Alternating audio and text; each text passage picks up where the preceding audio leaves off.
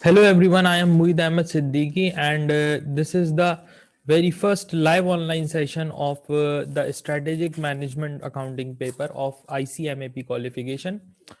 Uh, Now, in today's session, first of all, I will give you an introduction about myself and then we will move on towards an introduction of the entire syllabus of the strategic management accounting paper, and then we will discuss a short topic, a small topic from the syllabus as well.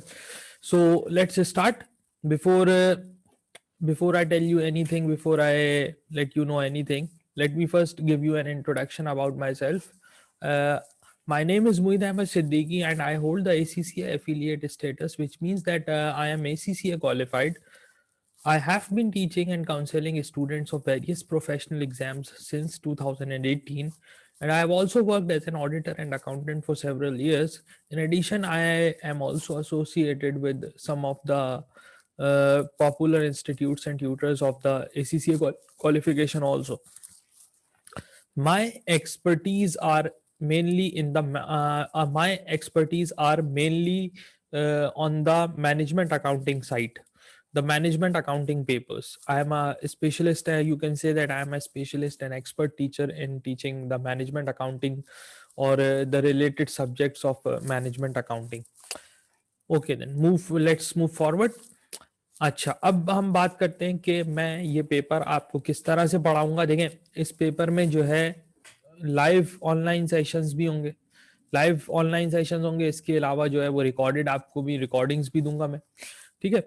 Now moving forward, इसके बाद क्या होगा कि आपको जो है वो एक ट्यूटर सपोर्ट होगी मेरी तरफ से, आपको सपोर्ट मिलेगी व्हाट्सएप ग्रुप्स के थ्रू. व्हाट्सएप ग्रुप्स हमारा अलग से एक व्हाट्सएप ग्रुप होगा पेड स्टूडेंट्स के लिए.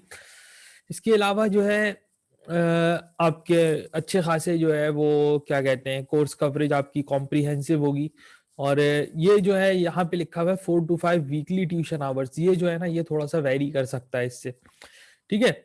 अच्छा, इसके अलावा क्लास में मैं आपको टाइम दूंगा आईसीएमए के, अपने एसएमए के पास पेपर्स सॉल्व करने का, प्रैक्टिस करने का थोड़ा सा आपको टाइम दूंगा ताकि जो आपकी क्वेरीज हो वो रिजॉल्व हो सके. इसके अलावा मेरा एक फोकस रहेगा, पास पेपर्स पे बड़ा फोकस होगा. और जो थ्योरेटिकल एरियाज हैं, आज भी देखें मैं जो आपको टॉपिक पढ़ाऊंगा वो थ्योरेटिकल एरियाज से पढ़ाऊंगा. इसकी वजह क्या है कि स्टूडेंट जो है ना वो नॉर्मली कैलकुलेशंस पे फोकस कर रहे होते हैं. कैलकुलेशन से जो है 70 to 75% तो कवर कर लेते हैं, नो डाउट, बहुत अच्छी बात है. और कैलकुलेशन में बहुत सारे इजी मार्क्स भी होते हैं, लेकिन वो थ्योरेटिकल एरियाज को जो है वो अक्सर स्टूडेंट्स क्या करते हैं, नजरअंदाज कर देते हैं. मैं ऐसा नहीं करता. टीचर्स या कोई भी स्टूडेंट है या कोई भी टीचर है, मेरा ये मशवरा है कि आप जो है इस पेपर में थ्योरेटिकल एरियाज को जो है वो नजरअंदाज बिल्कुल नहीं करें, बल्कि सही से इन एरियाज को डिस्कस करना चाहिए क्लास में और सही से समझना चाहिए. अच्छी अंडरस्टैंडिंग होनी चाहिए थ्योरेटिकल एरियाज की, क्योंकि ये पेपर जो है ये एमसीक्यूज प्लस स्ट्रक्चर्ड आंसर्स है. अब इसमें एमसीक्यूज भी आते हैं इस पेपर में और आपको स्ट्रक्चर्ड आंसर्स भी जो है वो रिटन आंसर्स भी देने होते हैं. तो मेरा ये ख्याल है कि मेरा ये ख्याल है कि थ्योरेटिकल एरियाज से काफ़ी कुछ एग्जामिनर पूछ सकता है. और एग्जामिनर का की ये प्रैक्टिस रही है इससे पहले पास्ट में कि थ्योरेटिकल एरियाज से एग्जामिनर ने क्वेश्चंस इस पेपर में पूछे हैं. अच्छा, अब इसके अलावा मैं आपको रीडिंग मटेरियल भी प्रोवाइड करूंगा, मैं आपको प्रैक्टिस मटेरियल भी प्रोवाइड करूंगा. अच्छा, जहां तक फीस का ताल्लुक है तो फीस के बारे में मैं एक बात आपको ये बता दूं कि मेरी जो फीस होगी, जस्ट वेट अ मिनट, देखें मेरी जो फीस होगी इस पेपर की, ये मेरी फीस होगी इस पेपर की जो है वो, जो नॉर्मल जो फीस होगी वो होगी, just wait a minute, I am getting it wrong, I am really sorry. देखें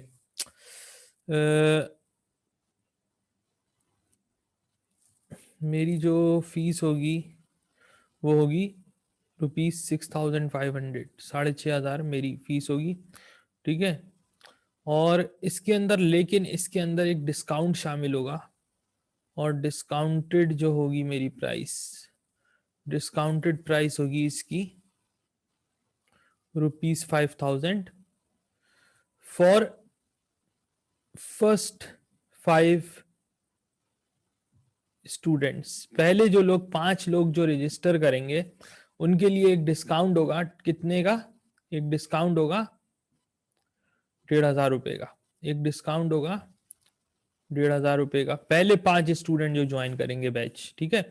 ऑलरेडी मेरे पास रजिस्ट्रेशन हैं, तो अगर जो है वो आप चाहते हैं क्लासेस लेना, तो अब आप देर नहीं करें। अगर आप ये डिस्काउंट अवेल करना चाहते हैं, आप जल्दी जो है वो मुझसे कांटेक्ट करें और जल्दी रजिस्टर कर लें, because I have registration, I have students waiting, ठीक है। तो मेरा जो इसमें आपको डिस्काउंट होगा वो 1,500 का होगा पहले 5 स्टूडेंट्स के लिए, और जो नॉर्मल प्राइस है वो है 6,500। अच्छा, इसके अंदर एक आपके लिए सरप्राइज ये है कि मैं जो आपको एक्सेस दूंगा रिकॉर्डिंग्स का, एक्सेस होगा, ये आपके पास एक्सेस होगा 6 मंथ्स का। आप किसी और टीचर के पास चले जाते हैं जो ऑनलाइन पे पढ़ा रहा है, वो आपको कभी भी देंगे 3 महीने से ज्यादा का एक्सेस नहीं देगा, क्योंकि जैसे ही सेशन क्लोज होता है, एग्जाम्स होते हैं, टीचर्स क्या करते हैं, एक्सेस स्टूडेंट का खत्म कर देते हैं। लेकिन मैं यहाँ पे आपको 6 मंथ्स का एक्सेस दे रहा हूं, ये एक आपके लिए अच्छा सरप्राइज पैकेज है। क्यों? क्योंकि अगर खुदा ना खास्ता पहले अटेम्प्ट आपने दिया, आपको चीजें समझ में नहीं आई, कोई बात नहीं, सेकंड अटेम्प्ट भी आप कर सकते हैं, कोई ऐसा मसला नहीं है। आप दोबारा से रिकॉर्डिंग देख सकते हैं, मैं आपके साथ हूँ, मैं आपकी हेल्प करूंगा, फ्री ऑफ कॉस्ट मैं आपकी हेल्प करूंगा। तो मैं आपको टोटल इसका एक्सेस दे रहा हूँ कितने, 6 मंथ्स का, इस पेपर की रिकॉर्डिंग्स का और जो अभी लाइव ऑनलाइन सेशंस होंगे, ठीक है। चलिए ठीक है, थैंक यू। अब आगे बढ़ते हैं। एक तो आज बात करेंगे हम, आज देखें आज हम क्या करेंगे, आज हम बात करेंगे सिलेबस पे। आज हम बात करेंगे सिलेबस पे, फिर ये बात करूंगा मैं कि स्टूडेंट इस पेपर में ना फेल क्यों होते हैं, मेरी क्या ऑब्जर्वेशन रही है, ठीक है। अच्छा, फिर ये कि टारगेट कॉस्टिंग एक छोटा सा ये टॉपिक है, एक टॉपिक है टारगेट कॉस्टिंग, ये हम आज करेंगे। और क्वेश्चन की प्रैक्टिस में देखता हूँ कि अगर जो है वो टाइम मिलता है तो मैं क्वेश्चन की प्रैक्टिस भी आपको एक छोटा सा क्वेश्चन भी सॉल्व करके दिखा दूंगा टारगेट कॉस्टिंग का। Okay then, now moving forward, syllabus पे पहले बात कर लेते हैं। देखिए, एसएमए के जो सिलेबस है हमारे पास, एसएमए का जो सिलेबस है इसके अंदर क्या है कि सेक्शन ए में लर्निंग कर्व, ये एक बहुत इंपॉर्टेंट टॉपिक है, और इसकी जो थ्योरी है और इसकी जो कैलकुलेशन है, पर्टिकुलरली इसकी जो कैलकुलेशन है, बहुत ज्यादा जो है एग्जामिनेबल है, बहुत ज्यादा हाईली एग्जामिनेबल टॉपिक है ये लर्निंग कर्व, ठीक है। लाइफ साइकिल कॉस्टिंग ये थ्योरी का टॉपिक है, टारगेट कॉस्टिंग है तो ये भी टारगेट कॉस्टिंग इस तरह का टॉपिक है कि इसके अंदर से ना बीच में से कहीं से एग्जामिनर जो है कुछ 5-10 नंबर कुछ पूछ लेता है। तो ये छोटे टॉपिक है, इनके अंदर से अगर एग्जामिनर देगा भी तो 1-2 एमसीक्यूज दे देगा, या कोई 5-10 नंबर बीच में कोई पार्ट डाल देगा, 5 नंबर का, 6 नंबर का, 4-5 नंबर का, इस तरह ये छोटे टॉपिक है। ये जो है ना, ये बल्कि ये चारों जो है ना ये छोटे टॉपिक है, लाइफ साइकिल कॉस्टिंग से लेके ये टारगेट कॉस्टिंग तक ये चारों छोटे टॉपिक हैं। तो इसके अंदर जो है, लेकिन ये जो है ना लर्निंग कर्व, ये एक बहुत इंपॉर्टेंट एरिया है, और इसकी कैलकुलेशन जो है, कैलकुलेशन मुश्किल भी है, इंटरेस्टिंग भी है, अच्छा टॉपिक है, और एग्जामिनेबल भी है, बहुत एग्जामिनेबल भी है। अब आ जाते हैं इस तरफ, देखें एक्टिविटी बेस्ड कॉस्टिंग और एक्टिविटी बेस्ड मैनेजमेंट, ये दोनों टॉपिक जो है बड़े अच्छे टॉपिक्स हैं, और एग्जामिनेबल भी हैं, हाँ इंपॉर्टेंट भी हैं, और एग्जामिनेबल भी है, काफी एग्जामिनेबल है, एग्जामिनर के फेवरेट है, एग्जामिनर देता है, इसके अंदर से काफी क्वेश्चंस आते हैं, आते रहे हैं पास पेपर्स में, अच्छे टॉपिक हैं दोनों, activity based costing, activity based management, और बड़ा टॉपिक है activity based costing, activity based management, दोनों बड़े टॉपिक हैं। इसके अंदर से जो है वो आपका जो है वो काफी जो है एरिया एग्जामिन भी होता है, थ्योरी भी है। अच्छा, इसके इस टॉपिक की मजेदार बात यह है कि इसके अंदर थ्योरी भी है, काफी सारी, बहुत सारी थ्योरी भी है एक्टिविटी बेस्ड कॉस्टिंग से मुतालिक, एक्टिविटी बेस्ड मैनेजमेंट से मुतालिक, और इसके अंदर जो है कैलकुलेशन भी है, और लेंदी कैलकुलेशन है, और लेंदी थ्योरी है, बड़ा टॉपिक है ये। डायरेक्ट प्रोडक्ट प्रॉफिटेबिलिटी, ये भी एक बड़ा टॉपिक है, लेकिन बट आई एम अच्छा इंटरेस्टिंग भी है। डायरेक्ट प्रोडक्ट प्रॉफिटेबिलिटी अच्छा इंटरेस्टिंग टॉपिक है, अगर आप इसको देखें ना, सिमा के P2 की बुक में देखें तो अच्छा बड़ा टॉपिक है ये, और इसका एक लिंक बनता है एक्टिविटी बेस्ड कॉस्टिंग से। लेकिन but I am surprise to see कि at this level strategic management, in the strategic management accounting paper of ICMAP qualification, direct product profitability जो है ये एग्जामिन नहीं हुआ आज तक, जो है ये पास्ट पेपर्स में जो है वो एग्जामिन नहीं हुआ, not examined, examined not, not examined, ठीक है ना। अब ये क्यों नहीं हुआ एग्जामिन, ये मुझे भी नहीं आता समझ में। अच्छा, बाकी ये जो है customer profitability, distribution channel profitability, activity based profitability, परीटो analysis, ठीक है। ये जो टॉपिक हैं, ये छोटे छोटे से टॉपिक हैं, ये एक ही क्लास में जो है ये 3-4 टॉपिक कवर हो जाते हैं, और इनका भी यही हिसाब किताब है कि ये 5 से 6 नंबर के 5 to 6 मार्क्स कहीं से पेपर में कहीं पे एग्जामिन हो जाएंगे, ठीक है। तो ये छोटे छोटे टॉपिक हैं, customer profitability analysis, distribution channel, activity based profitability, परीटो analysis. अच्छा, एक्टिविटी बेस्ड प्रॉफिटेबिलिटी जो है ये तो आपको जैसे नाम से ही जाहिर है, ये जो है ये तो एक्टिविटी बेस्ड कॉस्टिंग का ये एक तरह से पार्ट है, ठीक है। अच्छा, अब हम बात करते हैं ये वाले, ये भी जो है ये थ्योरी के टॉपिक हैं, but these are lengthy topics, ठीक है ना। ये ऑल थ्योरी के टॉपिक हैं तमाम के तमाम, ये जितने भी हैं ये पूरा आपका जो है वो थ्योरेटिकल पार्ट है, ये पूरा थ्योरेटिकल पार्ट है, ठीक है। ये पूरा का पूरा आपका थ्योरी का पार्ट है।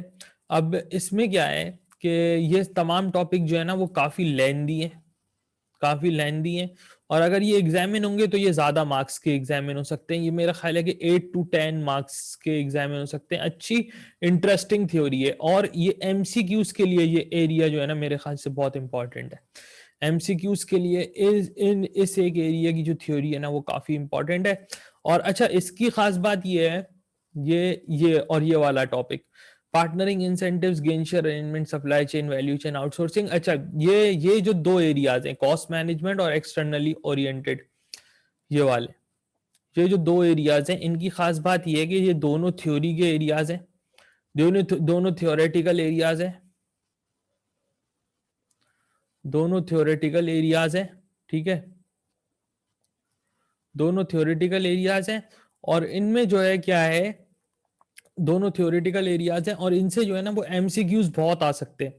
और इसकी एक खास बात ये है इन दोनों एरियाज की, कि इसके जो है ना इसके कॉन्सेप्ट आपने पहले, मेरा ख्याल है कि अपने एसएम के पेपर में, स्ट्रेटेजिक मैनेजमेंट के पेपर में इसके काफी सारे कॉन्सेप्ट ना आपने पढ़े हुए होंगे।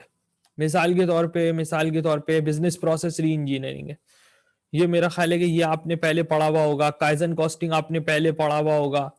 वैल्यू चेन आपने पहले पढ़ा हुआ होगा स्ट्रेटेजिक मैनेजमेंट के पेपर में, जो ये एसएमए के साथ का जो पेपर है स्ट्रेटेजिक मैनेजमेंट, ठीक है। और partnering, incentives, gain share arrangement, ये एक छोटा सा टॉपिक है, ये तो कवर हो जाएगा। खैर, सप्लाई चेन मेरा ख्याल है कि आपने पहले पढ़ा हुआ होगा। आउटसोर्सिंग आपको पता ही है कि आउटसोर्सिंग क्या होता है, ठीक है। तो ये सारे एरियाज जो हैं ये आपने पहले पढ़े हुए भी हैं, और इनसे ये अच्छे इंपॉर्टेंट एरियाज हैं एमसीक्यूज के लिहाज से, और ये आ सकते हैं पेपर में ना। ये दोनों, ये जितने भी टॉपिक यहाँ पे लिस्ट डाउन हुए हैं इन दो एरियाज में सेक्शन ए के। मूविंग फॉरवर्ड सेक्शन बी पे आ जाते हैं। सेक्शन बी में सबसे इंपॉर्टेंट एरिया, पूरे मेरा ख्याल है कि पूरे एसएमए का सबसे इंपॉर्टेंट एरिया, रेलेवेंट कॉस्ट। देखें, जो रेलेवेंट कॉस्ट के कॉन्सेप्ट को समझ जाता है ना, अब बात यह कि जो रेलेवेंट कॉस्ट के कॉन्सेप्ट को समझ जाता है, जो भी स्टूडेंट इस कॉन्सेप्ट को समझ जाता है ना, रेलेवेंट कॉस्ट को, उसके लिए पूरा ये पोर्शन आसान हो जाता है, उसके लिए तकरीबन पूरा ये पोर्शन आसान हो जाता है। तो ये दो पोर्शन जो है ना ये आसान हो जाते हैं, और ये दोनों बड़े पोर्शन है, और दोनों क्या है, दोनों कंप्यूटेशनल है। इसके अंदर थ्योरी वगैरह इतनी है नहीं, दोनों कंप्यूटेशनल, दोनों कंप्यूटेशनल पोर्शन है ये पेपर के, ठीक है। और इसके अंदर थ्योरी इतनी है नहीं, जो ये कर लेता है ना, बिलीव मी, उसका एक बहुत अच्छा चांस होता है, बहुत अच्छा चांस होता है। But but if anything else but ये जो है, ये दोनों एरियाज जो है ये मुश्किल भी हैं, not so easy, not so easy, not so easy. और both these areas require practice. देखो, इसमें आपको जो है ना इन दो एरियाज की अच्छे से प्रैक्टिस करनी पड़ेगी। बिल्कुल इसी तरह ब्रेक इवन एनालिसिस है, ये भी पूरा कंप्यूटेशनल है, ये भी पूरा जो है कैलकुलेशन पे बेस्ड है, ये भी पूरा कंप्यूटेशनल है, ये ब्रेक इवन एनालिसिस पूरा कंप्यूटेशनल एरिया है, ठीक है, लेकिन नॉट सो इजी, ठीक है, नॉट सो इजी। आपको क्या करनी पड़ेगी, इसकी प्रैक्टिस प्रैक्टिस प्रैक्टिस, इसकी बहुत ज्यादा प्रैक्टिस करनी पड़ेगी, ठीक है, इसकी प्रैक्टिस करनी पड़ेगी। रिस्क अनसर्टेनिटी है, आसान है, इतना ज्यादा ना बहुत मुश्किल है ना बहुत आसान है, मेरा ख्याल है कि this is a balanced area, इससे भी और एग्जामिनेबल है बिल्कुल। ये एरिया जो है ये एग्जामिनेबल है, इसको नजरअंदाज जो है वो नहीं किया जा सकता, बिल्कुल ये अच्छा एग्जामिनेबल एरिया है, इंटरेस्टिंग भी है, और इसका जो वेटेज है सिलेबस में वो है बिल्कुल है, 10 to 12 मार्क्स का क्वेश्चन इजीली जो है रिस्क एंड अनसर्टेनिटी से it could appear in the exam. A 10 to 12 marks question can easily appear in the exam from this area, the risk and uncertainty.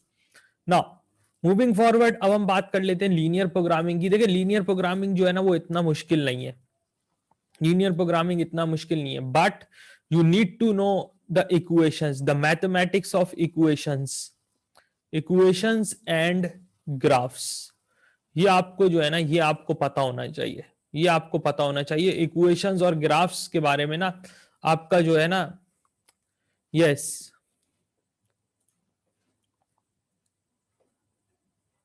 Yes Anam, you want to ask something, yes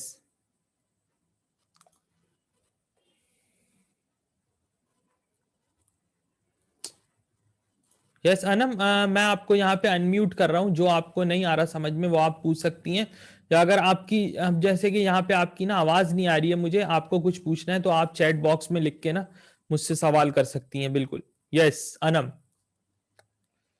you can ask any question by writing in the chat box, chat box आपके पास given है, आप जो है ना वो सवाल कर सकती हैं मुझसे बिल्कुल। Yes Anam, anything that you need to know, आपने रेज हैंड किया है, रेज हैंड का बटन दबाया है अपने कंप्यूटर पे या अपने सिस्टम पे, आप बताएं कि आप जो है वो ये कर सकती हैं, आपको कुछ पूछना है इसके अंदर, और should I move forward. Yes Anam, please write in the chat box so that I can be sure. Okay, I am not receiving any response from your side Anam. Okay then, अच्छा अब ये है देखें, अब इसमें क्या है कि linear programming simplex method, yes, अब ये लीनियर प्रोग्रामिंग का ना यहाँ पे क्या है, यहाँ पे सिंप्लेक्स मेथड के बारे में ना स्टूडेंट्स के मुख्तलिफ जो है ना सवालात होते हैं कि सर सिंप्लेक्स मेथड बड़ा मुश्किल है, ये है वो है। अब इसके अंदर ना बात ये कि मैं आपको सिंप्लेक्स मेथड की कुछ टेक्निक्स बताऊंगा, कुछ इसके बारे में आपको बातें बताऊंगा इंशाल्लाह। ये भी इज नॉट दैट डिफिकल्ट, जितना स्टूडेंट इसको समझते हैं ना कि बहुत ज्यादा मुश्किल है, तो जब मैं आपको कराऊंगा ना तो आपको पता चलेगा कि ये इससे आसान कुछ भी नहीं है लीनियर प्रोग्रामिंग सिंप्लेक्स मेथड से, ठीक है। अच्छा प्राइसिंग, प्राइसिंग एक अच्छा इंटरेस्टिंग एरिया है इसके अंदर। अच्छा इसकी जो खास बात है प्राइसिंग की वो ये है कि इसकी थ्योरी बड़ी अच्छी है, इंटरेस्टिंग है, प्लस इसके अंदर कैलकुलेशन भी है। अब ये एक ऐसा एरिया है कि जिसके अंदर थ्योरी भी आपके लिए एग्जामिनेबल है और आपके लिए कैलकुलेशन भी एग्जामिनेबल है। अच्छा थ्योरी जो है ना वो कैलकुलेशन से जो है वो लिंक्ड है, थ्योरी क्या है, थ्योरी कैलकुलेशन से जो है वो लिंक्ड है, इसकी प्राइसिंग की जो थ्योरी है वो क्या है, कैलकुलेशन से लिंक्ड है। अच्छा अब इस एक एरिया में इसकी जो कैलकुलेशन है इतनी मुश्किल नहीं है ना बहुत आसान है, सही है, यानी कि नॉर्मल, मैं समझता हूं कि this is as far as difficulty level is concern it is normal, not so easy not so difficult, it's a normal thing to get a good understanding of this one area, the pricing. Moving forward, आगे चलते हैं, budget, budget की बात करते हैं। देखिए budget आपने पहले जो है मेरा ख्याल है कि मैनेजमेंट अकाउंटिंग के पेपर में या fundamentals of cost and management accounting के पेपर में जो है वो बजट का टॉपिक आपने जरूर जो है वो पढ़ा होगा, ठीक है। तो बजट एक ऐसा एरिया है, बजट की जब हम बात करते हैं ना तो बजट एक ऐसा एरिया है कि जो आप पहले से पढ़ते आ रहे हैं और आपकी मेरा ख्याल है कि इसकी अंडरस्टैंडिंग होनी चाहिए, you already have an understanding of budgeting, ठीक है। कैलकुलेशन की जब हम बात करते हैं तो इसकी कैलकुलेशन इतनी मुश्किल नहीं है, तो ये ओवरऑल जो ये एक एरिया है ना ये आपके लिए आसान ही होगा इंशाल्लाह, ये एक एरिया आपके लिए सेक्शन सी में आसान ही होगा। हाँ परफॉर्मेंस इवेल्युएशन की जब हम बात करते हैं, परफॉर्मेंस इवेल्युएशन ये एक ऐसा एरिया है, this should be something new to you, ये एक नई चीज है आपके लिए, और ये जो है ना थोड़ा सा इसको डिफिकल्ट है समझना, इसको समझना थोड़ा सा डिफिकल्ट है। उसकी वजह क्या है कि इसकी जो थ्योरी है ना वो जरा टेक्निकल है। इसकी जो थ्योरी है वो क्या है, इसकी थ्योरी जो है वो जरा सा टेक्निकल है। अच्छा, अब हम बात करते हैं measuring performance in divisional business. Divisional divisional businesses की परफॉर्मेंस मेजरमेंट। अच्छा, return on investment, return on investment, ROI and decision making, residual income, EVA and responsibility centres. ये जो एक एरिया है ये भी आपने जो है काफी कुछ इसमें पढ़ा हुआ है। ईवीए आपने नहीं पढ़ा। ईवीए जो है ना ये एक मुश्किल कॉन्सेप्ट है, दिस इज समथिंग डिफिकल्ट, और इसमें मसला ये है कि इसका वेटेज भी काफी है सिलेबस में। तो ये जो एक टॉपिक है ना सेक्शन सी जो है ना, नॉर्मली स्टूडेंट्स क्या कहते हैं, नॉर्मली लोगों का ओपिनियन है इस पेपर के बारे में, स्ट्रेटेजिक मैनेजमेंट अकाउंटिंग के बारे में, कि इसका जो सेक्शन सी है वो सबसे मुश्किल है। मैं कहता हूँ कि मुश्किल नहीं है, सेक्शन सी जो है ना इसकी लेंथ जो है वो सबसे कम है। सेक्शन सी जो है इन तीनों सेक्शन में, ए बी सी में, सेक्शन सी की जो लेंथ है वो सबसे कम है, सबसे छोटा सेक्शन है ये। लेकिन इसके अंदर कुछ टेक्निकल चीजें, जैसे ईवीए है, ये एक टेक्निकल चीज है, ये एक टेक्निकल चीज है। ट्रांसफर प्राइसिंग जो है ये भी इंटरेस्टिंग है, टेक्निकल है, टेक्निकल है, इंटरेस्टिंग है, टेक्निकल है, इंटरेस्टिंग है ट्रांसफर प्राइसिंग, ठीक है। तो ये हो गया आपका section C, A B C. तो तीनों सेक्शन के बारे में मैंने थोड़ी थोड़ी सी आपको एक अंडरस्टैंडिंग जो है वो दे दी। ट्रांसफर प्राइसिंग भी टेक्निकल है और थोड़ा मुश्किल भी है, इसकी आपको प्रैक्टिस करनी पड़ेगी। अच्छा, अब जो है ना स्टूडेंट नॉर्मली क्या कहते हैं कि सर हमें जो है ना हमारा पेपर अच्छा नहीं हुआ, क्यों अच्छा नहीं हुआ। अब ये मैं आपको बताता हूँ। नॉर्मली ना बात क्या होती है कि आप लोग जो है ना, why students fail, why students क्यों फेल होते हैं, क्योंकि उसमें मसला ये होता है कि स्टूडेंट्स की जो है ना वो प्रैक्टिस, स्टूडेंट्स नॉर्मली इस पेपर में जो है ना वो लैक ऑफ प्रैक्टिस होते हैं, लैक ऑफ प्रैक्टिस। स्टूडेंट्स की जो प्रैक्टिस होती है ना इस पेपर में वो कम होती है। स्टूडेंट्स नॉर्मली जो है ना वो क्या होते हैं, लैक ऑफ प्रैक्टिस होते हैं। मूविंग फॉरवर्ड, इसके बाद दूसरी बात क्या है कि आप है ना कोई टॉपिक भी ना आपको छोड़ना नहीं है, do not skip any topic, do not skip any topic.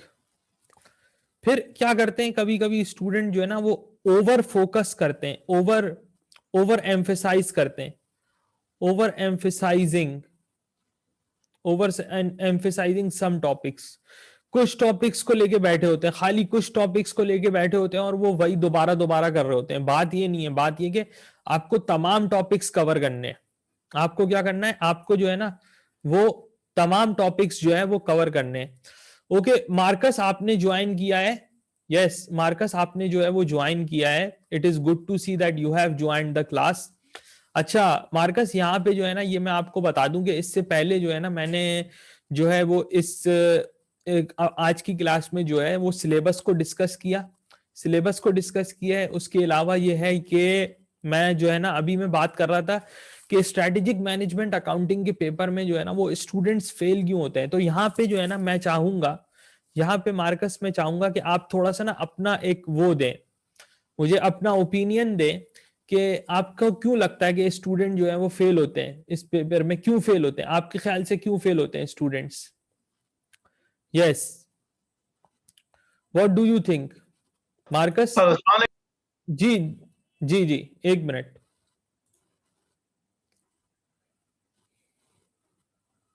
Wait a minute Marcus, I am unmuting you.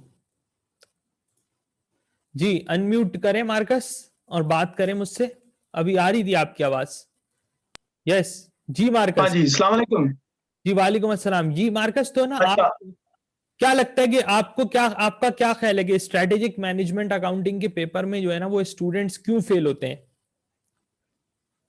क्यों आपके यार ख्याल। मैं तो 2-3 दफा हुआ हूँ, उसके बाद मैंने तो कभी इस पे ऊपर वो किया नहीं था, बाद में नहीं किया इसके ऊपर। लेकिन जो मुझे सबसे ज्यादा जो लगता है ना, एक हम्म तो क्वेश्चन बहुत लंबे लंबे होते हैं, और वहां पर जो सा ना टाइम मैनेज ही नहीं होता और समझ नहीं आती कि भाई मैनेजमेंट, मतलब करना कैसे है क्वेश्चन। Time time management. अच्छा, ठीक है। टाइम मैनेजमेंट के बारे में ना मार्कस, मैं आपको ये बताऊं, देखें जब भी आप पेपर करोगे ना, जब भी आप पेपर करोगे तो पेपर में ना कुछ इजी मार्क्स होंगे।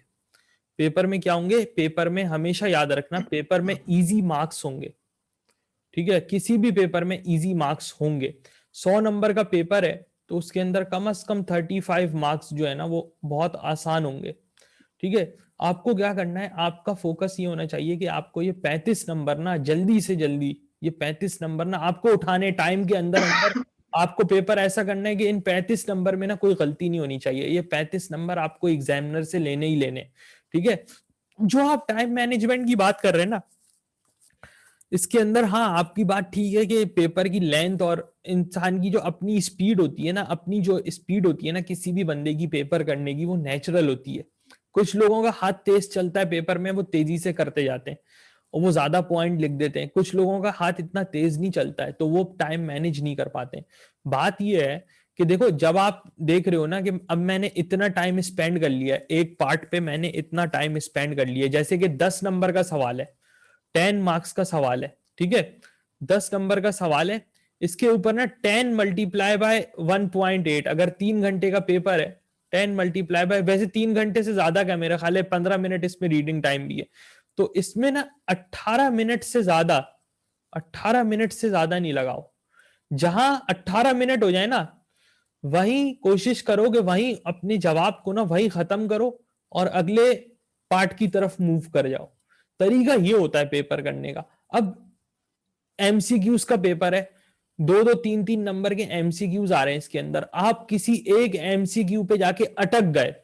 अब वो एमसीक्यू 2 नंबर का है, 2 नंबर का मल्टीपल चॉइस क्वेश्चन है, आप अब उसके ऊपर 10 मिनट लगा दो या आप उसके ऊपर 20 मिनट जाया कर दो। ठीक है ना, नंबर कितने मिलने हैं, नंबर 2 ही मिलने हैं। तो ये गलती जो है ना वो पेपर में नहीं करनी है। ठीक है, पेपर में क्या करना है, एक तो इजी मार्क्स पे फोकस करो, इजी मार्क्स पे फोकस करो। जब भी देखो टाइम मैनेजमेंट का मसला होता है ना इस पेपर में, तो एक पॉइंट याद रखना, इजी मार्क्स पे फोकस करो। दूसरी बात यह है कि एलोकेट कर दो टाइम को, एलोकेट कर दो, एलोकेट टाइम, कि भाई इतना टाइम मुझे ना मुझे बस ना इतना टाइम देना है, इस सवाल को मुझे इतना टाइम देना है। 10 नंबर का सवाल है, मुझे 18 मिनट देने हैं। जहां 18 से ज्यादा होंगे ना मैं आगे बढ़ जाऊंगा। एक एमसीक्यू है, एमसीक्यू 2 नंबर का है, एमसीक्यू 2 नंबर का है, 2 नंबर का है, ज्यादा से ज्यादा ना इसको 4 मिनट देने। ठीक है, 4 मिनट से ज्यादा होंगे तो मैं आगे बढ़ जाऊंगा, या 3.5 मिनट से ज्यादा होंगे तो मैं आगे बढ़ जाऊंगा, क्योंकि उसके बगैर ना फिर अगर अगर 2 नंबर का सवाल है, 10 मिनट लगा रहे हो ना तो फिर फायदा नहीं है। उस वहां पे जहां फंस जाओ ना, आगे बढ़ जाओ, रुको नहीं कभी भी। ये तरीका होता है पेपर करने का, हमेशा हमेशा इन एग्जाम्स में याद रखना। मेरा भी जो था, जब मैं एसीसीए कर रहा था तो मेरे भी जो फाइनल के पेपर थे वो बहुत ज्यादा टाइम प्रेशर्ड होते थे, बहुत ज्यादा लेंदी होते थे, टाइम प्रेशर्ड होते थे। तो तरीका यही होता था, ये जो मैं लॉजिक बता रहा हूँ ना, ये जो मैं तरीका जो टेक्निक बता रहा हूँ, इसी इसी को मैं हमेशा फॉलो करता था कि मैं आगे बढ़ जाता था। मैं ये मेरा ये नहीं था कि मैं अटक गया तो अटक गया, नहीं, मैं आगे बढ़ जाता था। मैं ये देखता था कि यार अब ये समझ में नहीं आ रहा ये पार्ट, चलो कोई बात नहीं है, मैं आगे बढ़ जाता हूँ, आगे बढ़ जाता था, सोचता नहीं था ज्यादा पेपर में। तो इस तरह से ही पेपर पास होगा। जब जब मैंने देखा कि जब जब मैं किसी पार्ट पे अटक गया लंबा, उस पेपर में मैं ज्यादातर यही हुआ कि मैं उस पेपर में फेल हो गया, वो कर ही नहीं पाता था पूरा टाइम। जब जब ऐसा होता था मेरे साथ कि मैं कहीं अटक जाता था, मैं फंस जाता था पेपर में, मैं फेल हो जाता था क्योंकि मैं कर ही नहीं पाता था। तो ये चीज थी इसके अंदर। बाकी इसके अलावा मार्कस देखें, कुछ और भी वजूहत होती हैं। अब स्टूडेंट जो है ना वो कहते हैं कि भाई हम खाली क्लासेस लेके पास हो जाएंगे, नहीं, ऐसा नहीं होगा। आपको ना अपनी प्रैक्टिस भी करनी पड़ेगी। मैं आपको रीडिंग मटेरियल दूंगा, मैं आपको प्रैक्टिस मटेरियल दूंगा, लेकिन है ना कुछ आपकी अपनी प्रैक्टिस भी होगी। अब आप खुद नहीं पढ़ोगे तो आप कैसे पास होगे? अगर आप लैक ऑफ प्रैक्टिस होगे तो आप पास नहीं हो सकते। ठीक है, अगर आप टॉपिक छोड़ के चले जाओगे, आप बोलते हो कि यार मैं 4 टॉपिक छोड़ के चले जाऊंगा, अगर वो 4 टॉपिक ही आ गए पेपर में तो आप क्या करोगे? तो पूरा सिलेबस कोशिश करोगे, पूरा सिलेबस कवर करो।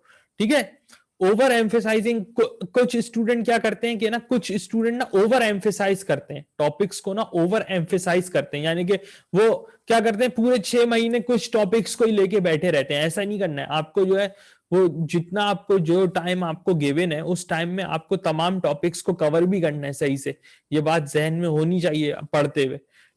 ठीक है, तो ये कुछ बातें हैं कि स्टूडेंट्स जो है ना, ये कुछ वजूहात हैं कि स्टूडेंट्स इस पेपर में ना फेल क्यों होते हैं।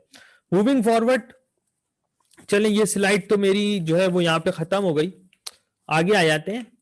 चलें आज के टॉपिक की तरफ आ जाते हैं। आज का जो हमारा टॉपिक है ना वो है, छोटा सा टॉपिक है, टारगेट कॉस्टिंग। ये आपने पहले सुना है टारगेट कॉस्टिंग के बारे में, कुछ पढ़ा है टारगेट कॉस्टिंग के बारे में, पता है टारगेट कॉस्टिंग क्या होती है? यस। जी जी, मैंने इसकी सारी कोचिंग ली थी, लेकिन वो 2000 मतलब बड़ा ही अरसा हो गया है, तो उसकी फिर ये है कि अभी तो एटलीस्ट इसलिए तो मैं दोबारा रिवाइज कर रहा हूँ ताकि मुझे पता हो।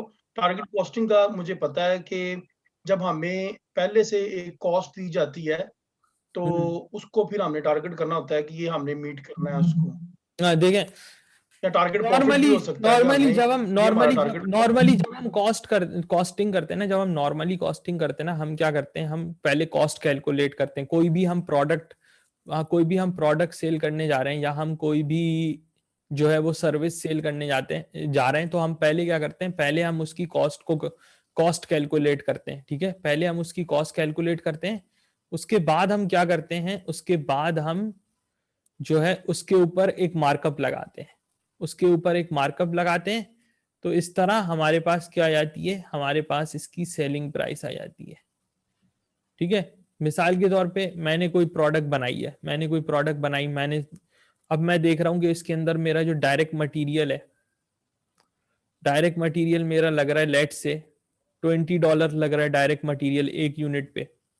डायरेक्ट लेबर जो है वो मेरा लग रहा है $10। तो टोटल कितने हो गए, टोटल होगा ये $30। ये कॉस्ट हो जाएगी, ये इसकी कॉस्ट हो गई एक यूनिट बनाने की। अब मैं इसमें लेट से मैं एक मार्कअप ऐड करता हूं। मार्कअप लेट से मैंने इसके अंदर ऐड किया 10% का, तो 30 का 10% कितना हो जाएगा, 30 प्लस 3, 10% 30 का कितना हो जाएगा, 3 हो जाएगा। तो टोटल जो सेलिंग प्राइस बन रही है ये कॉस्ट हो गए, कॉस्ट में मैंने मार्कअप ऐड किया, तो ये मेरे पास इसकी सेलिंग प्राइस आ गई। ठीक है, तो मैंने क्या किया, पहले मैंने कॉस्ट कैलकुलेट की, फिर मैंने मार्कअप कैलकुलेट किया, मार्कअप ऐड किया, और मैंने एक सेलिंग प्राइस निकाल ली। टारगेट कॉस्टिंग क्या होता है, टारगेट कॉस्टिंग इसका उलट होता है। टारगेट कॉस्टिंग में हम क्या करते हैं, टारगेट कॉस्टिंग में पहले हम सेलिंग प्राइस निकालते हैं, हम देखते हैं कि हम कितने पे बेच सकते हैं। हम कोई चीज बनाने जा रहे हैं तो हम पहले देखते हैं कि हम इसको कितने पे बेच सकते हैं, फिर उसके अंदर से हम एक प्रॉफिट मार्जिन अपना लेस करते हैं, उल्टा चलते हैं।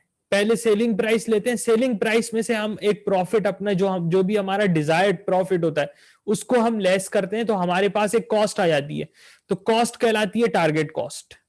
अभी मैं आपको इसको थोड़ा सा और क्लियर कर दूं, देखें अभी, let's move on to the next slide. देखें, a target cost is estimate a target cost is a cost estimate। Target cost क्या होती है, एक कॉस्ट का एस्टीमेट होता है, derived by subtracting a desired profit. Profit निकालते हैं, प्रॉफिट मार्जिन हमें सब्ट्रैक्ट करना होता है। क्या करना होता है, सब्ट्रैक्ट करना होता है प्रॉफिट मार्जिन मार्केट प्राइस में से। हमने ये डिटरमिन किया कि हमारी जो है वो एक मार्केट प्राइस होगी, मार्केट प्राइस में से हम एक प्रॉफिट मार्जिन जो है ना वो लेस करते हैं, प्रॉफिट मार्जिन हम लेस कर दें, तो हमारे पास क्या आ जाती है, एक टारगेट कॉस्ट आ जाती है। इस तरह से होती है टारगेट कॉस्टिंग, वही वाली बात अभी जो मैंने आपको बताई थी। This market price is determined based on the expected price to be paid by the, हाँ अब जाहिर सी बात है, हम जो है मार्केट प्राइस किस तरह से डिटरमिन करेंगे, आप खुद सोचें कि किस तरह से हम मार्केट प्राइस डिटरमिन करेंगे। जो भी हमारे कस्टमर है मार्केट के अंदर, कस्टमर्स को सर्वे करेंगे, हम देखेंगे कि कोई और चीज, मिसाल के तौर पे लेट से एक कंपनी है और कंपनी डिसाइड करती है कि वो एक मोबाइल फोन बनाएगी, तो कंपनी यही देखेगी कि जो दूसरे जो कंपीटिंग जो कंपनीज हैं, जो कंपेटिटर्स हैं, वो अपने मोबाइल फोन्स, उसी तरह के मोबाइल फोन्स कितने का बेच रहे हैं, तो जितने का दूसरे बेच रहे होंगे उतने का ही वो कंपनी भी बेचेगी ना। तो ये बात लिखी हुई है यहाँ पे, यानी कि जो प्राइस जो कस्टमर देने के लिए तैयार है वो प्राइस हम उससे चार्ज करेंगे। ठीक है, यानी कि जो प्रिवेलिंग मार्केट प्राइस है वो हम अपने प्रोडक्ट के लिए या सर्विस के लिए चार्ज करेंगे। एक प्रॉफिट मार्जिन हम डिडक्ट करेंगे, ठीक है, और फिर product of except is then design within that cost. अच्छा, प्रॉफिट मार्जिन डिडक्ट करेंगे तो हमारे पास टारगेट प्रोडक्ट टारगेट कॉस्ट आ जाएगी। ठीक है, अब इस टारगेट कॉस्ट में रहते हुए, इस टारगेट कॉस्ट में रहते हुए, यानी कि अगर मेरी टारगेट कॉस्ट है लेट से $200, तो मैं जो प्रोडक्ट बना रहा हूं वो $200 से ज्यादा का नहीं होना चाहिए। वो जो है, वो जो प्रोडक्ट है वो $200 से ज्यादा का नहीं होना चाहिए। मैं जो टारगेट कॉस्ट है, मेरी टारगेट कॉस्ट आ गई $200, तो अब जो मैं चीज बना रहा हूं वो $200 से क्या नहीं होनी चाहिए, $200 से ज्यादा की नहीं होनी चाहिए। मिसाल के तौर पे मैं कोई भी चीज बनाने जा रहा हूं और मुझे पता चला कि मार्केट में जो मुझे उसकी प्राइस मिल सकती है वो मिल सकती है 300, जो है वो $300। मैं समझता हूं कि मेरा जो प्रॉफिट होना चाहिए वो होना चाहिए $100। $100 मैंने लेस किया और मेरे पास एक टारगेट कॉस्ट आ गई $200। टारगेट कॉस्ट का मतलब है कि ये जो टारगेट कॉस्ट आ गई $200, अब जो भी चीज मैं बनाऊंगा तो बनाने में जो मेरी कॉस्ट है वो $200 से ज्यादा नहीं होनी चाहिए। अगर ज्यादा होगी तो फिर मैं ऐसे स्टेप्स लूंगा कि जिससे मेरी जो है वो कॉस्ट कम होके $200 पे आ जाए। ठीक है, यहां तक आया समझ में? यहां तक कोई सवाल, कोई चीज नहीं आई हो समझ में? Yes, anything Marcus that you need to ask? बिल्कुल क्लियर है। ठीक है, थैंक यू। बिल्कुल क्लियर है। ठीक है, ठीक है, थैंक यू। अच्छा, स्टेप्स इन टारगेट कॉस्टिंग। अच्छा, टारगेट कॉस्टिंग के स्टेप्स ये जो मैंने आपको पहले ही बता दिए हैं बातें, इसी पे बेस्ड है। ठीक है, target costing begins by specifying a product and organisation wishes to cell.